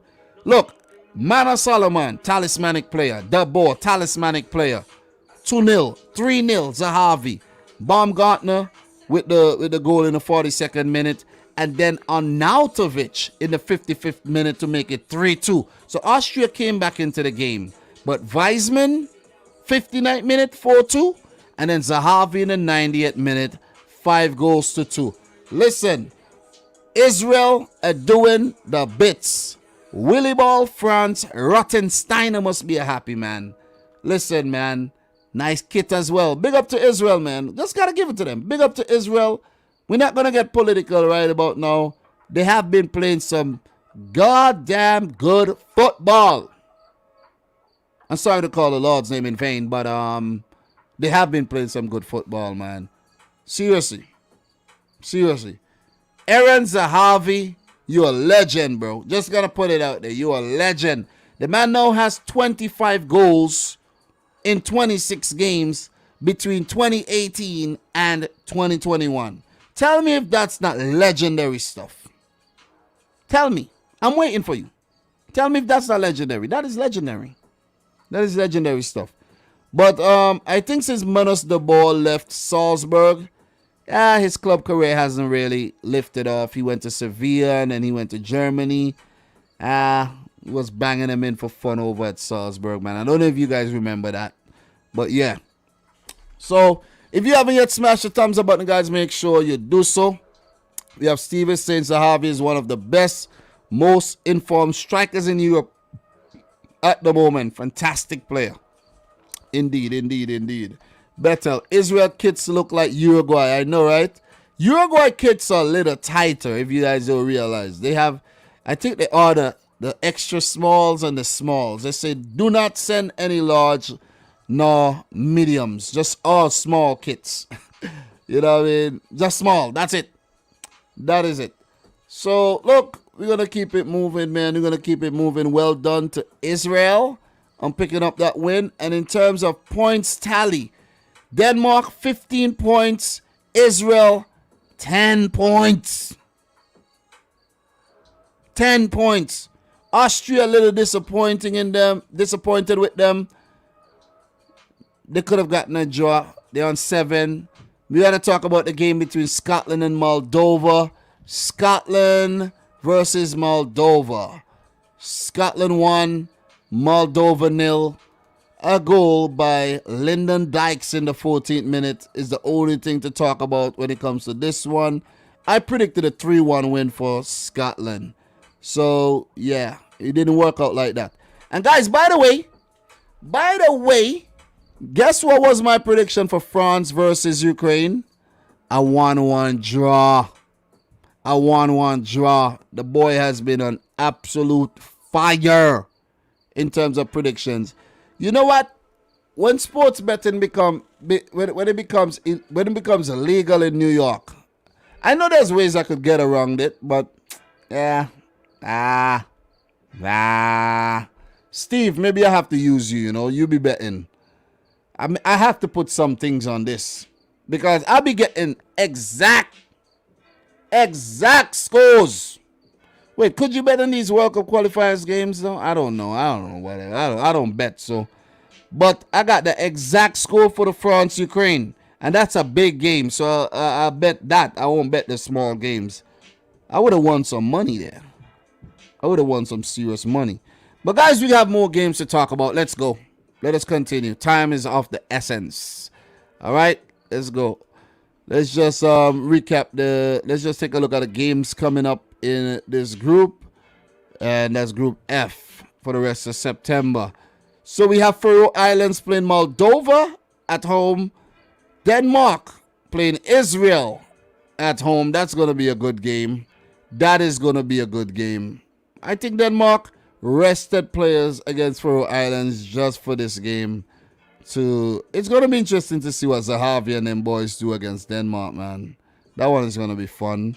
And then Austria plays Scotland. Oh, boy. That one's going to be fun, too. These guys are hashing it out. I think Austria do have a playoff path place in terms of a backdoor into the playoffs from the Nations League. I might be wrong, but we're not going to get too deep into that right now. We'll cross that bridge when we meet, when we need to, when things get tight. It's still early, man. It is still early, and we won't get too deep into these things right about now. It's way too early. So we're going to move on to Group G. 3 more games in Group G, and we have Group H. Let's go. Group G. Turkey currently on top this group with 11 points. Oh, boy. This group is heating up. Netherlands, 10 points, second. Norway, 10 points, third. Montenegro with 7 points and Latvia with 4. Gibraltar without a point. Let's just take a look at the games right now. Come down to the games. Okay. Bam. Norway 2, Latvia 0. I was actually watching this game. I saw the Erling Haaland penalty, but I didn't continue watching the game. I actually tuned into something else. So, yeah, it's all good. It is all good, man. I'm allowed to do that, right? Right, guys? Am I not allowed to do that? Yeah, I was like, no, we got this game in the bag. No need to keep watching this. So, Erling Haaland, a penalty in the 20th minute. And Mohamed Elyounoussi in the 66th minute. Elyounoussi has been in good form to pick up a big 3 points for the Norwegians, man. The boy Odegaard and Haaland, Elyounoussi doing their thing. So we go back to this group here. And you see Norway has 10 points. That's good. That is good. Halfway through qualifiers, Norway are in contention and making it back to the World Cup. Haven't done so, I think, since 1998. So we're going to move on to the other fixtures. We won't spend too long on this, but I'm telling you, once there's Erling Haaland, there is hope, man. There is hope. I won't write off Norway at all. So Netherlands 4, Montenegro 0. And by the way, guys, I did predict a 4-1 win for Norway over Latvia, and I predicted a 2-0 win for Netherlands over Montenegro. So that's 2 in a bag. And I predicted Turkey. Hear this. I predicted Turkey to beat Gibraltar 3-0, and it ended in a 3-0 win. Guys, come on, man. Give me the props. I deserve way more props. Give me the props. Give me the props. Give me the props, man. You're more than allowed to do that, damn. Look, man. Look. Give me the props, man. I've been doing good. I've been doing damn good. So in this game, Memphis Depay, 38 minute, 62nd minute. Wijnaldum, 78 minute. Gakpo in the 76 minute. Big win. Disappointing result for Montenegro, seeing that they did well in the last round. The last game there, they did well. They did well. Let's just check there, just to remind you guys. Montenegro. Just to remind you guys, where's the fixture there I want to touch on? Montenegro 2, Turkey 2. You see that? You see how Turkey's been playing around? Tomorrow morning when I go to work, I think I'm going to take my time and watch all these highlights and soak in all these goals. I want to put all of that into the memory bank, the database in the head. Because I haven't seen a lot of these goals. So, good win for the Dutch under Louis van Gaal. After picking up a disappointing draw on September 1st against Norway. But I guess if you pick up a draw against Erling Haaland, that's a win. You see what I mean? So 4 points there for them. 4 points for Norway in this window as well. And 4 points for Turkey, who we're going to talk about right now. So Dervishoglu in the 54th minute. Hakan Çalhanoğlu in the 65th. And Kenan Karaman in the 83rd to give Sidor Gunish's men a convincing 3-0 win on the little country of Gibraltar. Listen, if you run too fast, you might run off of Gibraltar, man. You know what I mean? So, you gotta be careful there. So, look, we won't stay too long on this one. We gotta move on. This group is shaping up very, very, very nicely, man. I like it, man. I like that the groups are tight. Really like that the groups are tight. Really like that they're tight. So, we have one more group to go through. But before we do, let's just take a look at the fixtures coming up in the September international break. Montenegro play Latvia, Norway play Gibraltar, and the Netherlands will face Turkey come this Tuesday, not Wednesday, this Tuesday. So, very good game. That one is a big one. Remember, Turkey already slapped up the Dutch before, you know. We go back there to the match they won. You had Turkey 4, the Netherlands 2. So that's a rematch, and that'll be on Dutch soil. So let's see if the boys in orange could bounce back after that disappointing loss on match day 1 to the Turks. So we have one more group to go through, and that is Group H, and then we'll get into some predictions for tomorrow's games, guys. And then we'll end off the stream. We got to do things thorough, all right? We ain't gonna rush through nothing. We ain't gonna miss information or anything. We're gonna do things thoroughly. Alright? Thoroughly. And I don't know if transfer marked. I still got transfer marked on my mind. But I'll address the situation in my next prediction video, right? I let the guys them know that, listen, I use transfer mark, but there's also 11 versus 11. Where there's stats for all the games. I think next time I'll use 11 versus 11. What do you guys say?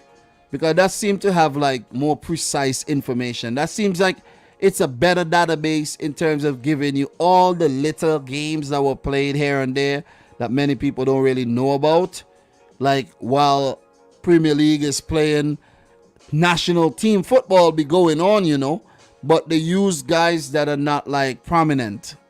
I don't know if you realize that, but that happens. And you're like, whoa, such and such played? There was an international game between Bhutan and Mongolia, and I didn't know about that. Yeah, that's a thing. That is a thing. So on the top of Group H, like I predicted, Russia on 10 points. Croatia on 10 points in second. Slovenia third with 7 points. Slovakia with 6, Malta with 4, and we have Cyprus with 4 points as well. Slovakia versus Croatia. I predicted a 1-1 draw, but Croatia won the game 1-0, courtesy of an 86-minute goal by Marcelo Brozovic. Of all people, right? Of all persons, you never expect him to score. I didn't watch this game. I chose not to watch sedative football because that's what Croatia seems to be playing a lot these days. I usually watch the Croatian games, but didn't watch that one today. I wasn't going to do that to myself after watching Croatia play against Russia a couple days ago. But they're introducing a few new guys in the team. And it's nice to see Mislav Orsic actually start a game. So you can see Zlatko Dalic switching things up, and it worked out for the better. Bona Sosa has been a breath of fresh air for the Croatian national team. You have Orsic, Ivan Usets, Antonio Choliak up top. And they have to do this because if they don't, all the older players are just going to keep retiring. Like Mario Mandzukic retired from all football today, I just saw, at 35 years old. He was a big miss. I think he could have stayed on for a couple more years, though. After the World Cup, he just retired. But when you have Vida and Lovren at the back, they're a pretty good pair. Ivušić was in goal, so even Dominik Livakovic was given a break. So Croatia rotated, and they beat Slovakia.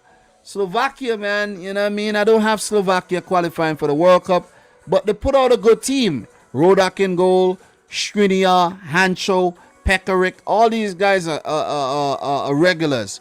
Kuchka, Lobatka, Hamšík, Weiss, and Mak. These guys, this is a strong Slovakian team. So it seems as if Croatia still has a lot of depth. If you go at the bench, players to come off the bench: Perisic, Kramaric, Livaya, Pasalic, and Lovre Maya. So they got some depth over there in Croatia still. Still got some depth. Good win for Hrvatska, and it's better than what I predicted, where I predicted them to actually draw the game. So let's go back up to Group H here. Croatia, big 3 points. They go up to 10. They stay neck to neck with Russia. Russia, man. Look, I predicted Russia to beat Cyprus 2-0. What was the prediction? 2-0 to Russia. If you don't believe me, go check yesterday's episode. Erikin in the 6th minute and Zhema Letnidov in the 55th minute. What a freaking name, man. That name is definitely tough to say. So 2-0. 2-0 win for Russia. I expected them. Cyprus has been on a downward spiral, and they actually lost their last game against Malta. And we're going to move right on. So congrats to Valery Karpin and his boys. I think they're going to make it to Qatar 2022 and top the group. Croatia, I think, might go through to the playoffs. Most likely will. Or Russia might. Who knows? But, guys, I did put out a new video on the 32 teams I think are going to make it to Qatar. Let me know if you've watched that yet. And, you know, if you haven't, go check it out. I'm really happy I got that video out, man. That's a necessary video. And I rewatched the video that I made back in 2017, predicting the 32 teams that would make it to Russia 2018. And oh man, I didn't even do any analysis of the teams. I just said the teams that I think are going to make it, and that's it. No analysis whatsoever. But this time around, I did put in some analysis. You know what I mean? I did give a little bit of info. A few information was wrong in there. I didn't know that Vladimir Petkovic wasn't the manager of the Swiss national team anymore. I didn't even realize that. There's a new manager, and I will let you guys know who the new manager is when we get to them. So, yeah, AD, they used to be half decent for real. They did start off well, but they fell away, man. They fell by the wayside. So, let's move on. Let's move on. We have one more game from this group to talk about, and then we'll move on to the predictions. So, just to touch on the last game here. Slovenia won, Malta won. I predicted a 3-1 win for Slovenia. So big up to the boy Matthias Kek. Lovrich in the 44th minute from the penalty spot, the only goal of the game. And Malta, it seems like they put up a really good fight. Obviously, I didn't watch this game. Guys, this Slovenian kit is fire, man. This kit is fire. This is representing the mountains, the Slovenian, you know, mountain range, I guess, you know. But that's a nice kit, man. That is a nice kit. So big up to Slovenia for that kit, man. Oblak in goal. I don't know a lot of Slovenian footballers, you know, but I know Stojanovic, Oblak, and Ilicic, of course, comes to mind. Big up to the boy Žiga Karun. I don't know if he's watching it. That's a subscriber of mine, a good subscriber of mine from Slovenia. Him and I used to talk a lot. We don't talk a lot these days because I'm busy, he's busy. And he's mostly on Instagram. I'm not on Instagram at all, man. I try to stay away from Instagram, man. Too many thirst traps over there on Instagram, man. We need Dominic Rich and Mark Goldbridge collab, the two halves of Manchester. That ain't gonna happen for sure. Mark Goldbridge is a... I ain't doing nothing with Mark Goldbridge. Not even if it helped me blow up more. No, I ain't doing that. If he invites me, I'll be like, okay, whatever. But nah, I'm not going out of my way to do nothing with no Mark Goldbridge. Anyways, let us keep it moving. Whatever. Mark Goldbridge calls City plastic and all kind of shit, man. Whatever, Mark Goldbridge. Get the hell out of here. But plastic. You're just freaking jealous. You're always coming with the vitriol. Keep the freaking vitriol to yourself. Alright? But we're going to keep it moving, man. Just to touch on the next fixtures coming up in this group during the September window. We have Russia playing Malta, Slovakia plays Cyprus, and the Balkan Derby between Croatia and Slovenia. I know people are going to say Slovenia is not a Balkan country, Dom. All right, the former Yugoslavian derby between Slovenia and Croatia. And I'm going to leave it just right there. So, guys, what we're going to do, man, we're going to talk about the games that's coming up tomorrow. And I have a better screen to put that on. And I'm going to share this one with you right there. The games coming up tomorrow. Very intuitive right here. And these are games for September 5th that we're going to predict right now. Right there on the screen. Let's talk about it. Let's talk about these games. Stream is winding down. We've been streaming for 1 hour 57 minutes. And this has been an everyday thing for me, guys. So bear with me, man. Bear with me. We're getting things correct here. We won't be using transfer marked. We learned that we won't be using transfer mark. It's correct sometimes, you know. I think it's correct most of the times. Like for the European games, I'm pretty sure it's correct. But when it comes to the other teams, man, it's not that correct. Like, for example, let's just click one of these fixtures here, right? Kosovo versus Greece. Let's just click that. And we're going to have a farm guide. What else we have here? Who do you think would win? I actually think for this game, I'm going to go with Greece to win 2-1. So Greece. 62% of people saying Greece, 30% Kosovo, 8% a draw. So we have a farm guide here, and we don't have any head-to-head info between these two teams, right? So, for example, if I have to just go and I have to talk about, look up the head-to-head, Kosovo versus Greece, right? I'm just going to do that really quick. I'm going to do a test. I'm going to do a quick test. I'm going to do a quick test here. So Kosovo, head-to-head. Let me see if they've ever played Greece. Yes, they've played Greece. They've played Greece twice. And what I'm going to do, I'm going to go over to transfer marked. And I'm pretty sure transfer marked are going to be correct with that. Because Kosovo is a new team. And the information would be like up to date. But when you have older games where friendlies, you don't know if they're official or not. Then is when it's going to be dodgy information, right? So, Greece, Kosovo, 2 matches. You see what I'm saying? So, yeah, that's the thing, man. That's the thing. That is the thing. If I want to do it differently and I want to say, okay, Dom, let's try Greece versus another team, right? Let's try Greece versus, let's say, Belgium. They have played, let's see, 10 games between each other, right? 10 games. If I go over the transfer marked and I click on Greece and I find out how many games they played against Belgium and the cross reference is good, then I know I can trust them maybe with, yep, they have 10 games for Belgium. So I was right, guys. I think the transfer marked is okay. I think it's okay. I think a lot of the fixtures that 11 versus 11 has is maybe unofficial friendlies and things like that. Damn, I'm taking all your correct score bets. Bro, please, man, use them. I'm pretty good. Listen, I'm pretty good. If I predict 12 games and I get at least 3 of them correct score, you're bound to make money. You lose some money, but you're bound to make money. So, look, let us predict these matches. Kosovo, Greece. I'm going to go for a 2-0, a 2-1 win for Greece. 2-1 win for Greece. That's my prediction. That is my prediction. We're going to keep it moving. Spain versus Georgia. Georgia. Oh, Georgia. Haha.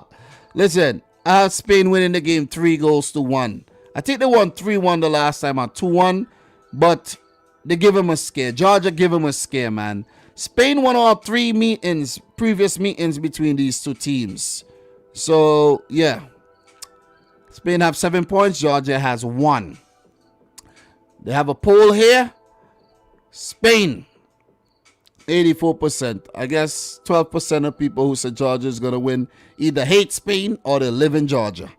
So you have a little head-to-head information there as well. That is nice. 5-1. I like these websites, man. I like the UEFA website. If the UEFA website has a predictor game for the Champions League, I'm going to play the predictor game and use it to do my predictions. I think I'm going to do that.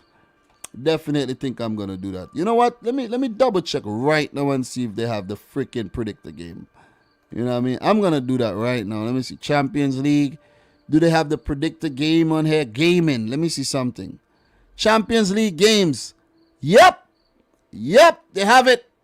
And I'm pretty sure they have it for the Europa League too, you know. Damn, I should have used it. I should have used it for the Europa League and for the UEFA Conference League. So, Javed, Dom, do you play the Prem score prediction? If you do predict all the score, yeah, I do. Some guy won 50,000 last week. Yeah, I don't play it. I know about it, but I don't play it. I don't gamble like that. I gamble with crypto, I guess, but that's investment. But some people may say it's gambling. So, Spain to win the game 3-1, in my opinion. So, I'm just going to let you guys know my prediction, though. I don't want to be here forever and read out everyone's prediction. But if you guys want to share predictions with each other, please be my guest. Group C. We're going to move into Group C. And Bulgaria versus Lithuania. I'm going to go for a 2-1 win for Bulgaria over Lithuania. Both these teams won't qualify for the World Cup, in my opinion. You see how the group is looking. Italy and Switzerland, I think, are going to be the teams in contention. But if Switzerland slips, Northern Ireland and Bulgaria could, they could creep up and actually take that playoff spot. So for this game, however, I have Bulgaria winning 2-1 over Lithuania. So I have to start using this feature, though. I got to start using this feature. This is pretty cool.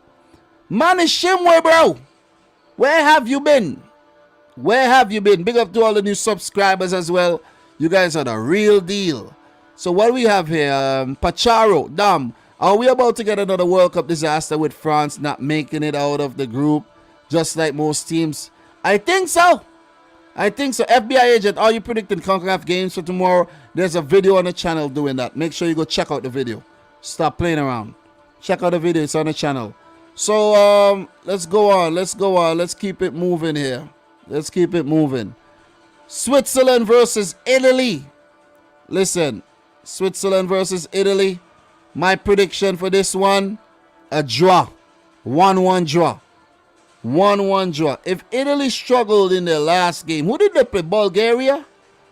Was it Bulgaria? They're going to struggle against Switzerland for sure. I know this.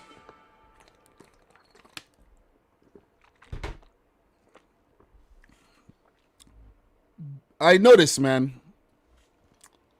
I know this. Switzerland has a very good record against Italy, as you guys could see. They're not losing. Faroe is suspended for Sunday's game. I'm not going to get too in-depth, but we know Italy are European champions. Switzerland, they look good. They're under new management as well. And let me just get the management for you, the guy's name. Let me get the guy's name. Damn, what's his name again, man? I forgot his name, you know. I'm forgetting his name already. But I'll get his name for you right now, man. So, Switzerland, let me get them. Where the hell are they? Where art thou, Switzerland? Looking for you, Switzerland. Oh, my God. All right, Switzerland. Ba-bam. All right. I actually went back and find Switzerland, but it's an older game where Vladimir Petkovic was in charge. I'll get them. Greece, Switzerland. All right. The manager's name is Murat Yakin. I know this guy. I remember this guy as a player. He's 46 years old. I remember Yakin. Oh! I actually don't remember Yakin. I remember his brother, Hakan Yakin. He has a brother, Hakan Yakin. It's his brother I remember. Ah, I see. I remember his brother. But yeah, man. Yeah, that's his younger brother, Hakan Yakin, who is 44 years old right now, while Murat is 46. So he's the manager of the Switzerland national team right now. And I didn't even know I talked about Vladimir Petkovic in my 32 team prediction video. And I was like, God damn. Sami Kiani actually corrected me, and I was like, I didn't even feel bad because these managerial changes happen and you don't even know it. But two quality teams here, I think they're going to cancel each other out. 1-1 draw. We're going to keep it moving. We got a lot of games to talk about. A lot of games. We're going to move over to Group E here, where we have Belarus versus Wales. I have Wales beating Belarus 4-1. 4-1. 4-1 to Wales, man. Wales are looking good. They're looking good, you know what I mean? They're looking good. You feel me? Would you rather fight 1 duck-sized whales or 100 whale-sized ducks? Did I say that one right? 100 whale-sized ducks or 1 duck-sized whale? No, 100 duck-sized whales or 1 whale-sized duck. Answer that question. Would you rather fight 100 duck-sized whales or 1 whale-sized duck? Big up to Thriller from Manila, man. That was you, right, Thriller? That was you? So we're going for Wales. We're going for Wales for the win here. Roberts and Wilson are suspended for the game. So those are 2 big misses, man. I think that's Tyler Roberts and Harry Wilson. Quality players, both not available. But I think they should be okay. I think they really should be okay. So, look, we won't spend too long on this one. We'll talk about it more in depth in terms of the result. Belgium versus the Czech Republic. This one is a tricky one. I'm going for a draw. Belgium are looking suspect these days. Michael Oliver is going to be the ref. 2-2. 2-2. Listen. 2-2. Shithousery. 2-2. Oh, man. Oh, my God. Listen. Czech Republic has never beaten Belgium. They do have a draw. So, I'm going to go for a draw.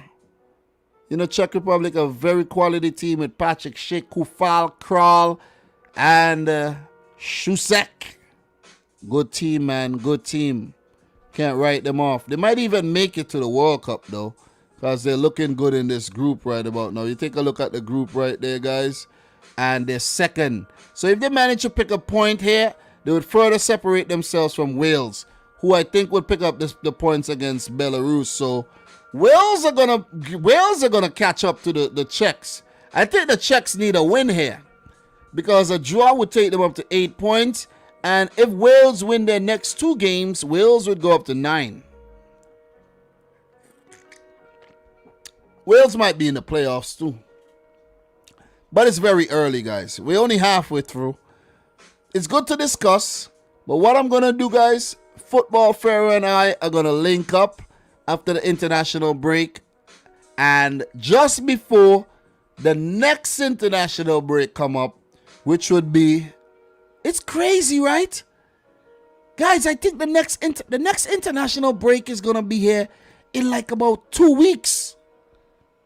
3 weeks. So 3 weeks. In 3 weeks, we will be back. We will be back in 3 weeks. Literally October 9th. No, maybe, more like 4 weeks. October 9th. Around October. Early October, we'll be back. So, yeah, almost a month. Almost a little under a month. About 4 weeks. About 4 more weeks, and then we'll be back to do more World Cup Qualifiers Daily. I know you guys love this, where we just chill, we just talk. You know what I mean? No pressure, man. You know what I mean? Listen, for those of you guys who are doing YouTube channels and things like that, just remember, no pressure. Just chill. Just chill and talk to the people, man. Be professional, but just talk to the people and just chill. Don't stress yourself. Don't get nervous. If you mess up, say, oh, shoot, I messed that up. Let me say it again. You know what I mean? Oops. And you keep it moving. Simple. But Belgium, Czech Republic, man, I'm going to go for a draw. And Belgium under Roberto Martinez, always a suspect team. You ain't winning nothing. You ain't winning nothing. You ain't winning nothing. I am never predicting Belgium to win anything again. I'm not doing that to myself. We're going to keep things moving. We have a lot more games to talk about, man. We have at least 6 more games to talk about. But we won't stay too long in these matches, though. Albania versus Hungary. I'm going to go for a 1-1 draw in this game. And I have to say that Hungary, you should be ashamed of your goddamn self. So, Albania will be missing Haisai, Barry, and Manaj. Or Manai. If I say Haisai, I should say Manai, right? So, Haisaj and Manai. Yeah, so they'll be missing a few players. But, yeah. Look, man. Adimola. Hungarian fans, you ought to be ashamed of yourself for what you did there. The racism, BS, it must stop. Just want to put that out there. Just want to send a message, and I'm going to keep it moving. A draw between these two teams is my pick. 1-1. We're going to keep it moving. Look, before we keep it moving, we will look at the groups just now, but let's keep it moving. Poland versus San Marino. We won't even spend long in this group. We're not spending long in this group at all. Poland 6, San Marino 0. Prediction, Poland. Lewandowski to score all 6 goals, probably. Ridiculousness. So, do we need to even elaborate on this one? Listen, Poland may even rest Lewandowski. They may even rest a lot of players and lose the game. Who knows? They won't lose. They won't lose. But something has to be done in UEFA, though. Something has to be done, guys. Something has to be done. UEFA has to have a preliminary round. They gotta have a preliminary round. Let me say that clearly so you could hear me. UEFA, you need a preliminary round to get rid of all these bum teams.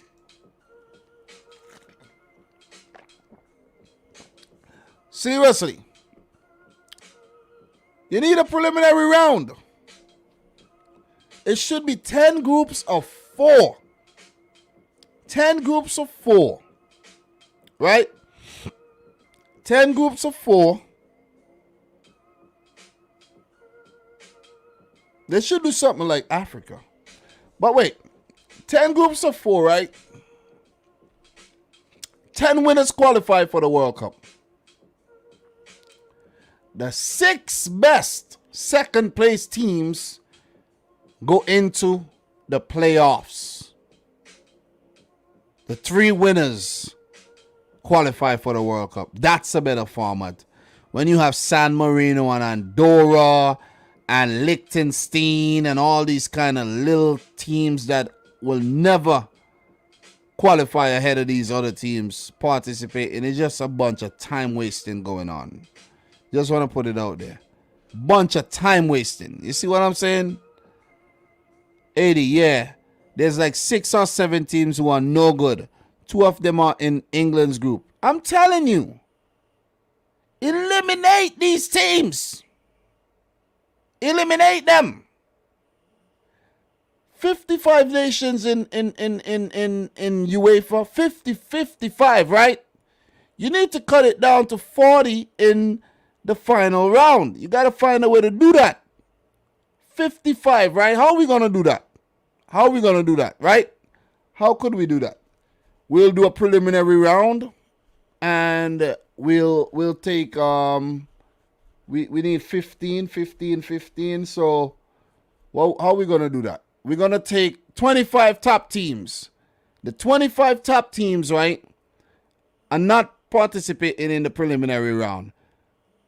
And then you're going to pair the lowest ranked 30 teams up against each other and eliminate 15. Eliminate 15 of them. If there's a giant killing, there's a giant killing. If you end up in the final group, it means you deserved it. You see what I'm saying? You wait for your playing around, man. You're playing around. They need to dream, but they need to dream differently. You see what I'm saying? They need to dream differently. That's not the right dream at all. That's not the right way to dream. Wasting on time, to be honest. So, look, we're going to keep it moving. This is a waste group. England's going to top the group. Should we even talk about the group? England versus Andorra. Patrick Bamford's going to start the game. You know what I'm saying? Patrick Bamford, hat-trick, incoming. England, 5, Andorra, 0. I don't think they're going to destroy him. 5-0. 5-0. Andorra is not as bad as San Marino. You see, Andorra has a draw and a win there. They're not bad. They're horrible, but they're not as bad as San Marino. So England 5, Andorra 0. Take a look at the group real quick before we move on, guys. England has 12 points after 4. Perfect. Poland has 7. Hungary has 7. Albania has 6. Albania, if you pick up that victory over Hungary, you could knock him out, man. You could knock him out. You need to, knock out the racists out the group. I have an agenda against Hungary now. I really do. I don't care how I come off. I just have a freaking agenda against them. See what I'm saying? It's hard to be a black man out here in Hungary. Anyways, we're going to keep it moving. Andorra has 3 points and San Marino has none. I'm pretty sure Andorra picked up those 3 points against... no, they did pick up a draw against one of them other teams. Albania. I think it was Albania, if I'm not mistaken. So, big up to Andorra, man. You're progressive. Last group, Group J. Let's go. What are you guys saying in the chat right about now? Appreciate everybody in here. Imagine if Gabriel Jesus was originally from the Vatican City. I know, right? Those games are going to be fun to talk about tomorrow.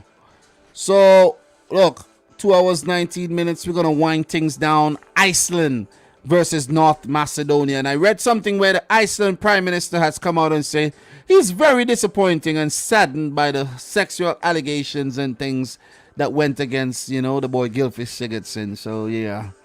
In this game, I have a 1-1 draw. 1-1 draw between North Macedonia and Iceland. This would be in Reykjavik, and it'll be cold as ice. So, North Macedonia, who do have a good record against Iceland, let's see if they could pick up the win and, continue their charge towards, a chance to qualify for the 2022 FIFA World Cup, hosted controversially, however, by Qatar.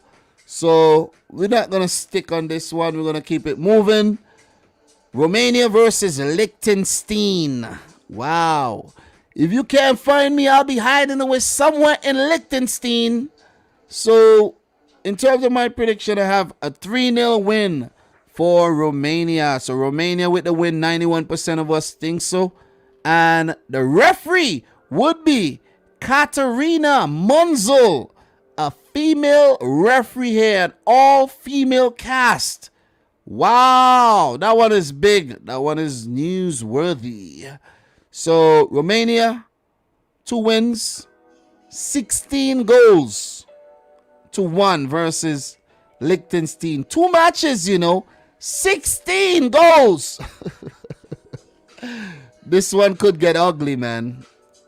This one could get really ugly. But we're going to keep it moving. We have one more game to talk about. And I haven't predicted this game yet, man. I haven't predicted it yet. I'm going to predict it right now. Armenia have 9 points. Joint. Group J points. I don't know why I said joint. I saw a J on points and I said joint. Germany has 6 points, right? Germany. Let's just take a look at the group right now. 9 points Germany has now. 6 after they picked up 3 against Liechtenstein. So after 4 games, okay. So after 4 games, Armenia are on top of the group. Could Armenia, after 5 games, still stay ahead of Germany? Could Armenia pull off a draw here against Germany, guys? I want to hear what you guys think. Could Armenia pull off a draw against Germany? Let me know what you think. Could they do it? Could they possibly do it? I left that one open because I wasn't sure. I really wasn't sure of what prediction to make. I was stuck. I was really stuck. Guys, if you haven't yet, smash the thumbs up button. Make sure you do so. Let's get the stream closer to 100 likes. Yesterday's stream, we got only 63 likes. Wasn't a big turnout or anything, but it's all good, man. When you're streaming every day like this, and there's nothing really hype that's going on, when you have France drawing to Ukraine, and, what I'm saying? Nothing really big going on, man. But it's all about consistency, guys. And it's all about putting together a body of work for the peeps to go back in the playlist and watch. Believe it or not, guys, believe it or not, people are still watching my playlist from the 2018 World Cup. I'm still getting views from my 2018 World Cup coverage. The match previews and the match reviews and the build-up playlist to the World Cup. Insane. Insane, man. Insane, I'm telling you. So, yeah. Talk to me. Germany, Armenia. Germany winning it all. Manuel Panzo. 0-0 says online school. Germany struggled to beat Liechtenstein. Yeah, and that's why I was skeptical, man. You know what? I'm gonna actually play. I'm gonna be gutsy here, and I'm gonna say they draw the damn game 1-1. I'm gonna be gutsy and say Armenia pick up a point and stay on top of the group after halfway through the damn group, halfway through qualifiers. Listen, I'm gonna put some respect on Armenia, man. I would absolutely love to see Armenia go straight through and listen, I'm gonna say it. I would love to see Armenia go straight through and qualify for the World Cup. I don't think they're gonna do it, but I would love to see it. You see what I mean? I would really, really love to see it, man, because what Armenia has done in this group is unprecedented in terms of their football history and everything. They have never done this well. Never done this well before. And this will be the first time they meet in Germany in the group. So they have played 4 matches against the other teams and they have not lost. They drew to North Macedonia, but they beat everybody else in the group. This is simply amazing stuff. Amazing stuff by Armenia. This is good. This is good. I love it. I love it. I really love it. If we take a look at the standings, let's just take a look at the standings and go over so you could see exactly what I'm talking about, right? To see exactly what Armenia has done in this group so far. 1-0 over Liechtenstein, right? 2-0 over Iceland. Are you with me? 3-2 over Romania and that draw 0-0 against North Macedonia. And now they face the mighty Germans. Could they do it at the Mercedes-Benz Arena in Stuttgart? Could they get a draw like I'm predicting right now? 1-1 draw. 1-1 draw. Let's see how it turn out. I know if Armenia pick up any type of result against Germany, the nation might declare that day a national holiday.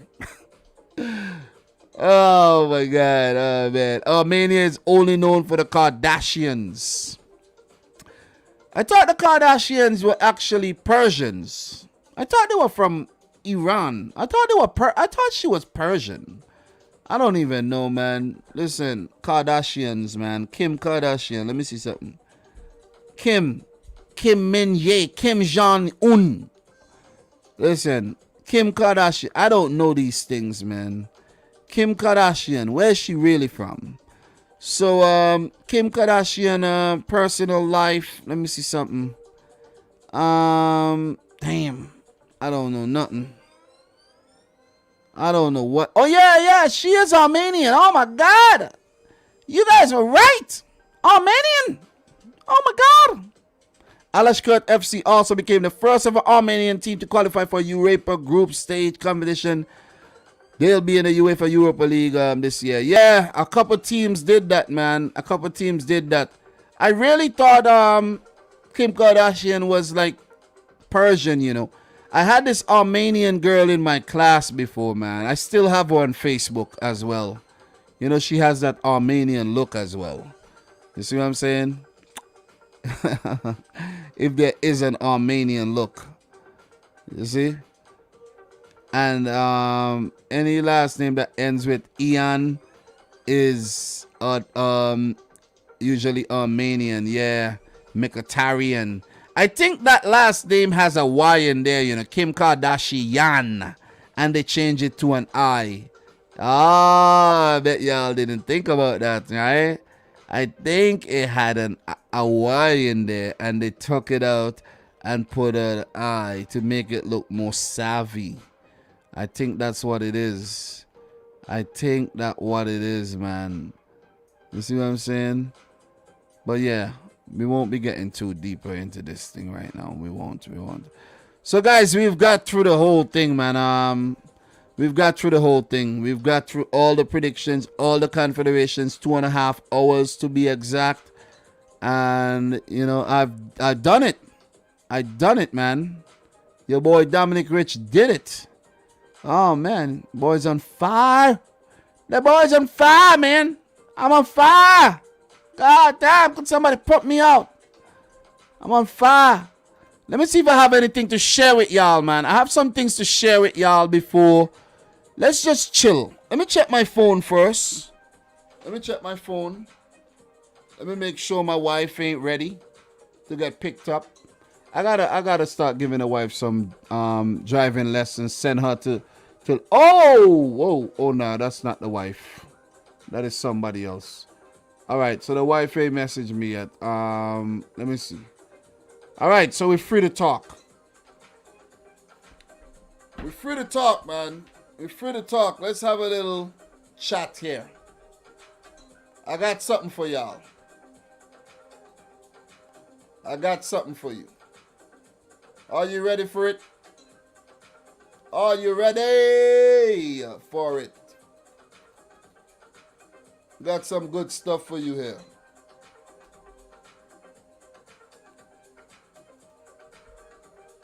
I got some good stuff for you guys.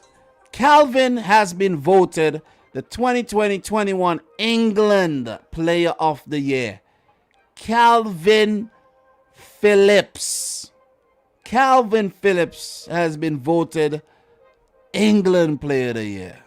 And Declan Rice seems like he's about to surprise him or something. Is that what it is?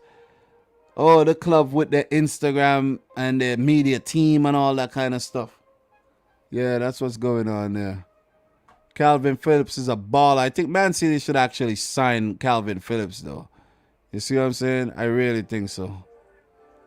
Really think so. All right. Let us see what's going on here. Let me really see what's happening here. Let me see what's going on. Where's my where's my audio, man? Where's my audio?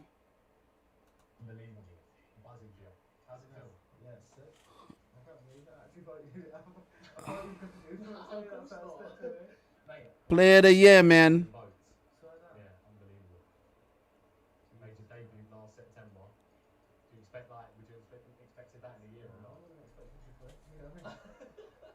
Mate, it just shows like how far you've come and how well you played. Yeah, that's sick, man. In the Euros, everything. 40,000 euros? Yeah, bro. Definitely, it's not No, mate, you deserve it. You've been unbelievable. Cheers, mate. Thank you. Nah, honestly, buzzing job. Nah, it's sick, man. It's heavy though, isn't it? Mate, that's what I said. I think it's real gold. Nah, please, well done. Thank you. Buzzing job. Top job. Cheers, man.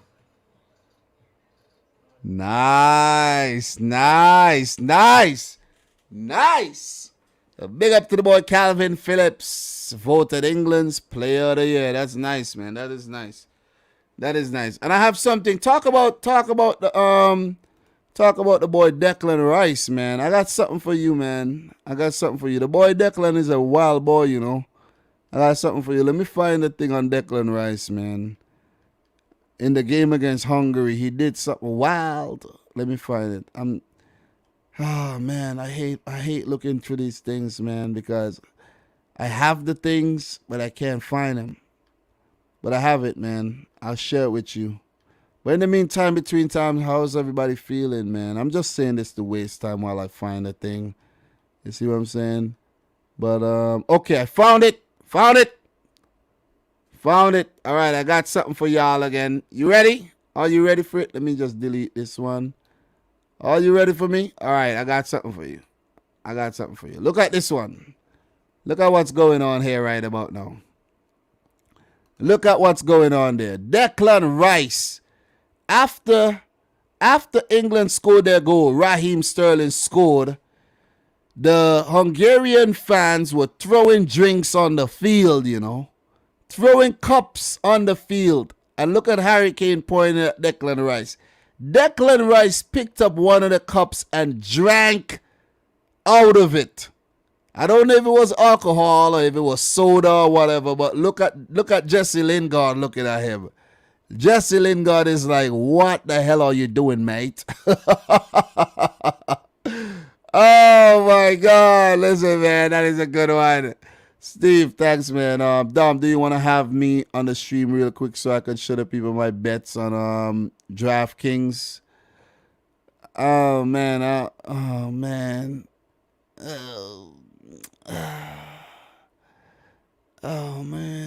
Yeah, man. Whatever, man. Whatever. Let us look at your bets on DraftKings. You know what I'm saying? Let's do that. You know, Steve's my boy, man. So, Steve, come through. You know, I send you the link. Come through. Let me hear what you got to say. Let's look at your bets, Steve. But yeah, that's one. That is one there. Declan Rice. That is funny, right, guys? That is funny. But that's nasty, though. You know what I'm saying? He drank from somebody's cup thrown from the stands. Yep. Pretty much what he did. So, got some more stuff for y'all. Definitely have some more stuff for y'all. So, I have some good information here. Italy have matched Brazil and Spain's men's international record for most consecutive unbeaten matches, which is 35 games. That was 2 days ago, right? And if they pick up a draw or a win against Switzerland, they would break the record. They would definitely break the record. And another international team currently on a very, very good run, guys, is Algeria. Algeria, I think, is on about 29 games without a loss, which is simply ridiculous. 29 games without a loss. So we have the boy Steve here. Steve, how are you? Hey, I'm good, man. What about you? Oh, shoot. Is there an echo? There is, because I don't have my headphones, man. Let me put on my headphones. Same here. Let me put on my headphones, man. Yeah, whenever you stream, you should have headphones on. Yeah. Better? Oh, Yeah, shit. wait. I gotta push in my headphones. I'm operating with like one hand here. Yeah. All right. Oh my God. Oh. All right. Yeah. All right. I'm still hearing an echo. It's good now. All right. Yeah, better? Yeah, much Yeah, better. it seems like it. Yeah. Awesome. All right. All right. So what do you want to share with us? Yeah. So let me just pull up Chrome tab, my bets, DraftKings. Here we go. All right. So I took all your bets, man, but I put like $2 or $2.50 on each of them. Yeah, I think that's a good idea. I think that's a good idea. Because there's some huge value, like the Germany-Armenia, $2 to pay 52 at 26 odds. That's not bad, man. I mean, $2 to win 52. Yeah, I think it's a decent risk worth taking for that little money. Yeah. I think I have to. I don't know why it's not legal in New York yet. I don't know why it's not legal nationwide. It should be, man. It should be. Because think about it, fantasy football, people play that with the NFL, and that's legal everywhere in the U.S. And that's essentially gambling. Exactly. And people are allowed to, like stock market, that's putting your money into something that you have no control over the result of, but that you can profit from. Exactly. It's ridiculous. So yeah, I think this is a good idea. You know what I mean? Mm-hmm. Because look, if you check my predictions, Steve, even on all the matches that I've predicted, I've gotten like exact scores. That's what I'm saying. So my point is, if you put $2, so like there's so for example, there's 30 games and you put $2 on each game, that's only $60. But you're guaranteed, based on what I predicted, to get at least maybe about 10 exact scores. Yes. Which would end up making you a lot more money. And yeah. No, go on. Sorry. and the other thing too, on some of the bets, you predict. Okay, I'm not too sure with this one, so I'm gonna predict both teams to score. Yep. And then you'll make money from that as well. As soon as both teams score, and sometimes you get lucky and it happens in the first 20 minutes of the game. Yeah. Exactly. Yep. You know what I mean? So it is good. It is good. It is definitely a good idea, man. Definitely a good idea. So how you been like in the qualifiers so far, man? Pretty good. What games did I watch today? I watched the Serbia Luxembourg game on the big TV. I thought Serbia did pretty well. Mitrovic had 2 goals. He's still a real good player, honestly, even though he plays for Fulham in the championship. I love his intensity. I love his work rate. Fulham just gave him a new contract as well. Mm-hmm. He deserves it. He deserves it. He's a good international striker. Yeah. But they can't qualify. They can't get promoted to the Premier League and then not play him when they come up. You know what I'm saying? Yeah, that doesn't make any sense. Exactly. It really doesn't. Exactly. I also put 50 cents on an Armenia win. put 50 cents on it in case it is just a 1-0. 50 cents pays $13. I mean, That, why not? So Why not? so just to go over, Mhm. are you putting some like $2 a little money on every game that's coming up tomorrow in the European qualifiers? Yeah, I've got basically anything that you said tonight for predictions for the European ones. I put money down. Got the All right, Switzerland so- 1-1. So let's do this. Bulgaria. Let's do this. Let's do Yeah. something fun, right? I love it. You I know, love it. everybody in here, you see, Steve is putting some bets on the predictions that I made. Yep. And what we're gonna do, we're gonna when tomorrow's matches are done, and I come back to do a live stream. Yep. You know, you're gonna come on towards the end, and Yeah. you're gonna see if we win anything. You know what I'm saying? And you know the cool thing is, so the first game tomorrow morning is Belarus and Wales at 9 a.m. Eastern time. If Wales win 4-1, I put down basically about 20. I started it out I had 45 in my account. Now I'm down to 18. So I put down $27 in bets. Yeah, if Wales beats Belarus 4-1, I win $52. So I win all my money back right away. Yeah. So that would be great. That would be awesome. You'll definitely win your money back. You won't lose any It money. seems. I mean, I'm taking a bunch of shots, shots at everything for high. You know, the value's everything, man. I think for years, even though like the guys that be predicting the Premier League or predicting whatever, they don't get every score right. I think over the years, there's guys that watch the videos and make a lot of money. And you know I'm right, because over the summer, you and I've been talking a lot, and I'm like, yo, Gold Cup. Yeah, bet this, bet that, and you end up winning like so much money and then you know what I'm saying? So I took like a great example was, and I don't think you told me about this one, but this was just something that it was like I did a live bet. When Irving Lozano got injured for Mexico, I'm like, okay, they're useless without this guy. This guy is their creative source and their goal getter. And I bet about the 30th minute, I put $30 on a draw, and I won $330 because it was that unlikely.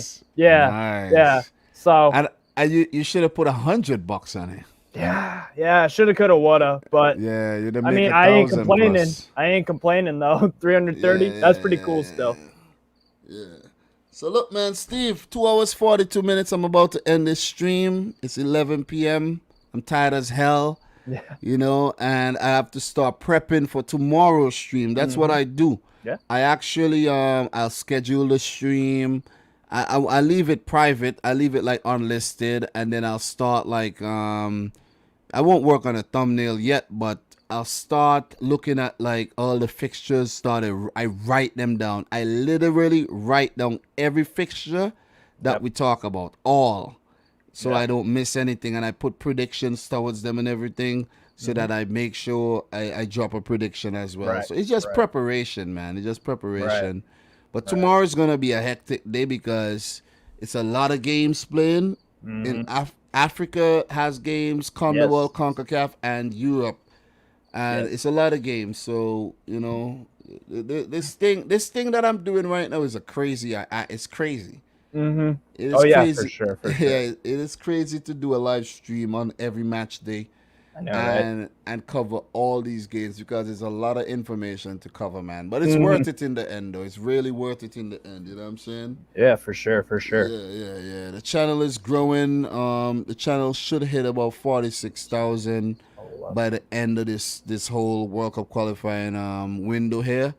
So that is good. That is pretty good, man. That is pretty good. I'm doing the math right now I'm adding up all the wins, and then I'm going to subtract how much I put down, which is 37. So far, I just got through the Wales game, and I'm at 207. I could potentially win $274 if all of these hit. Now, inevitably, one of them, you know, there's going to be probably one. I can guarantee I'll get one right, and I'll guarantee one wrong. Yeah, It just all depends. You'll double the money that you put in. So you don't Pretty think I'll sure. win at least 90 or 100 about? Maybe. Something like that, yeah. Yeah, maybe. If you don't win anything, let's just say for entertainment purposes only. Yeah. You know what I'm for saying? sure, for sure. Yeah. That's the thing about gambling that I wanna make clear. If you don't have money, only the thing about gambling, you gotta use money. Basically, when you gamble, you're basically saying, I'm cool if I lose this money. I'm cool with losing $30, $1,000, however much you put down. So, in the past, I've been approached by betting companies like 1xBet. I could actually have like an affiliate with 1xBet. Yeah. It's just like affiliate. And but the only reason why I didn't take it up is because of the fact that betting isn't like legal in New York. Sports betting. Yeah. So I didn't want to do something that I cannot actively participate in and like show the people like, hey, this is what I'm gonna put down on the game. And then if I did that, more people would have got into it. You see what I'm saying? And also if you illegally gambled, guess what? The IRS can still find out about it. Exactly. And then because that's what I had to do. I had to report my my winnings to the IRS. They didn't take any away, but I just had to report it technically as like income or whatever. Yeah. So it's because and also if you do gambling as a job, then you have to do a completely separate form. Yeah. So, but yeah, it's worth it. So I could potentially win $386.50 if all of them go well. Let us see what happens, man. Thriller is saying pretty much same mindset with cryptocurrency. Don't throw down your mortgage if you can. You can't afford it. Yeah, man. Big Chunkus, how are you doing? Listen, Thriller, to talk about cryptocurrency, Thriller, you see what Cardano is doing right now. Oh man. What do you use to buy crypto with? I've seen some stuff on PayPal. Coinbase. I use Coinbase. I have a couple of them. I have quite a few of them. But I use Coinbase. I have Robinhood. Yeah. I have one called Gemini. So, but what's your favorite out of those apps? Which one do you see yourself using the most if you had to pick one? I don't use them. These days. I invested a couple months ago. I put in some good money, and I'm just chilling right now. Nice. Yeah, I haven't been buying no cryptocurrency lately. I've only been putting in like $20 a week into this account, buying Doge, stacking up on some Doge. You know what I'm saying? Just in case Doge blows up, I have some money in that account as well. So yeah, man. Yeah. I have 88 to them. Yeah, man. Listen, Cardano is going up, Thriller. If Cardano, let me tell you, man, you see I quit my job is if Cardano hits like 1,000. If Cardano hit 1,000, man, that would be crazy.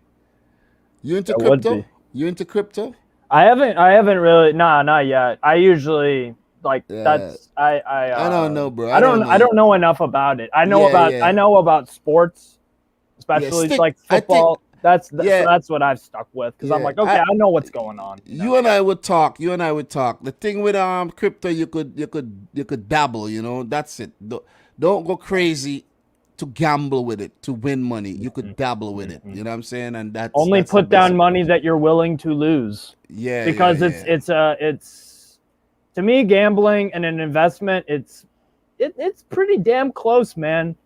If you invest in your house. Yeah, there's a chance it'll pay off, but then sometimes there's a chance it won't. Yes, that is true. It is all a gamble. It is all a gamble. Life is a gamble. Life is all a gamble. Yeah. But Steve, with that said, man, I love you guys, but I gotta leave you. Got a lot of work to do, and I want to give this some replay value as well. You look hella tired. I'm good, man. I'm good. This was a nice little thing at the end that we did there. Shared a few articles there. And you came on with the betting thing. That was pretty fun. That was pretty fun. You know what I mean? Let's hope it pays off. Look, if it pays off, I'll send you some nice super chats if I actually get 300 or something. If you get some of that. Don't worry, bro. If you get 300, I'll send you my Cash App, bro. You send it straight to my Cash App. We ain't gonna give YouTube none of that. You know what I'm saying? Let's just put it out there. Oh, that's fair. Okay, fair enough. Fair enough. Yeah, you're right. You're yeah, right. yeah, And then, yeah, I'll send Yeah. you a message on Twitter if you want to put in some bets. You know. Yeah. I'm saying nothing. Oh Because then man, you guys, don't have to report it. You know. Yeah. What I'm saying? it was funny. We talk. It's fun, man. But guys, man, appreciate you coming on, Steve. You'll definitely. yeah. This is about your second or third time you coming on, right? Well, I Yeah, you think came going on 4 or yeah, 5 because Gold Cup I was on here a lot. yeah. Yeah, so it's fun, man. It's fun having you. Yeah. We talk. We've been talking a lot on Twitter, so you know what I mean. Yes. Just yeah. Guys, don't forget, check me out on Twitter, Dominic Rich FC. We could talk about all things football. Subscribe to this life. guy right here. Exactly. Dom's my boy. Yeah. 46 grand subscribers. Let's get that up to 50. It'll get there, man. It'll get there. We'll hit 46K 100%. and we'll head to 50. Hopefully, we'll make it by Christmas. Hell yeah. And you know what I have to start doing? I have to start planning like a real Christmas show. Ooh. You know what I'm saying? That would be like Yeah. nice. Like as soon as December hits, just start with like something special, like going live every day and have something planned. You know what I Advent. mean? Yeah, that'll Do be an fun. advent calendar or something. Yeah. That'll be fun. That'll be fun. Yeah. Get creative You know what I with mean? it. Get creative Yeah, with yeah, it during the yeah. festive season. Definitely. So big up to everybody, man. Thanks for coming through from your boy Dom Rich, Steve Strasburg, yeah. Steve in the Yeah. house. I like to say thanks for watching. Peace out. Rich Squad. Peace. Yeah, 80. We're gonna have presents and things like that. I'll plan something. I'll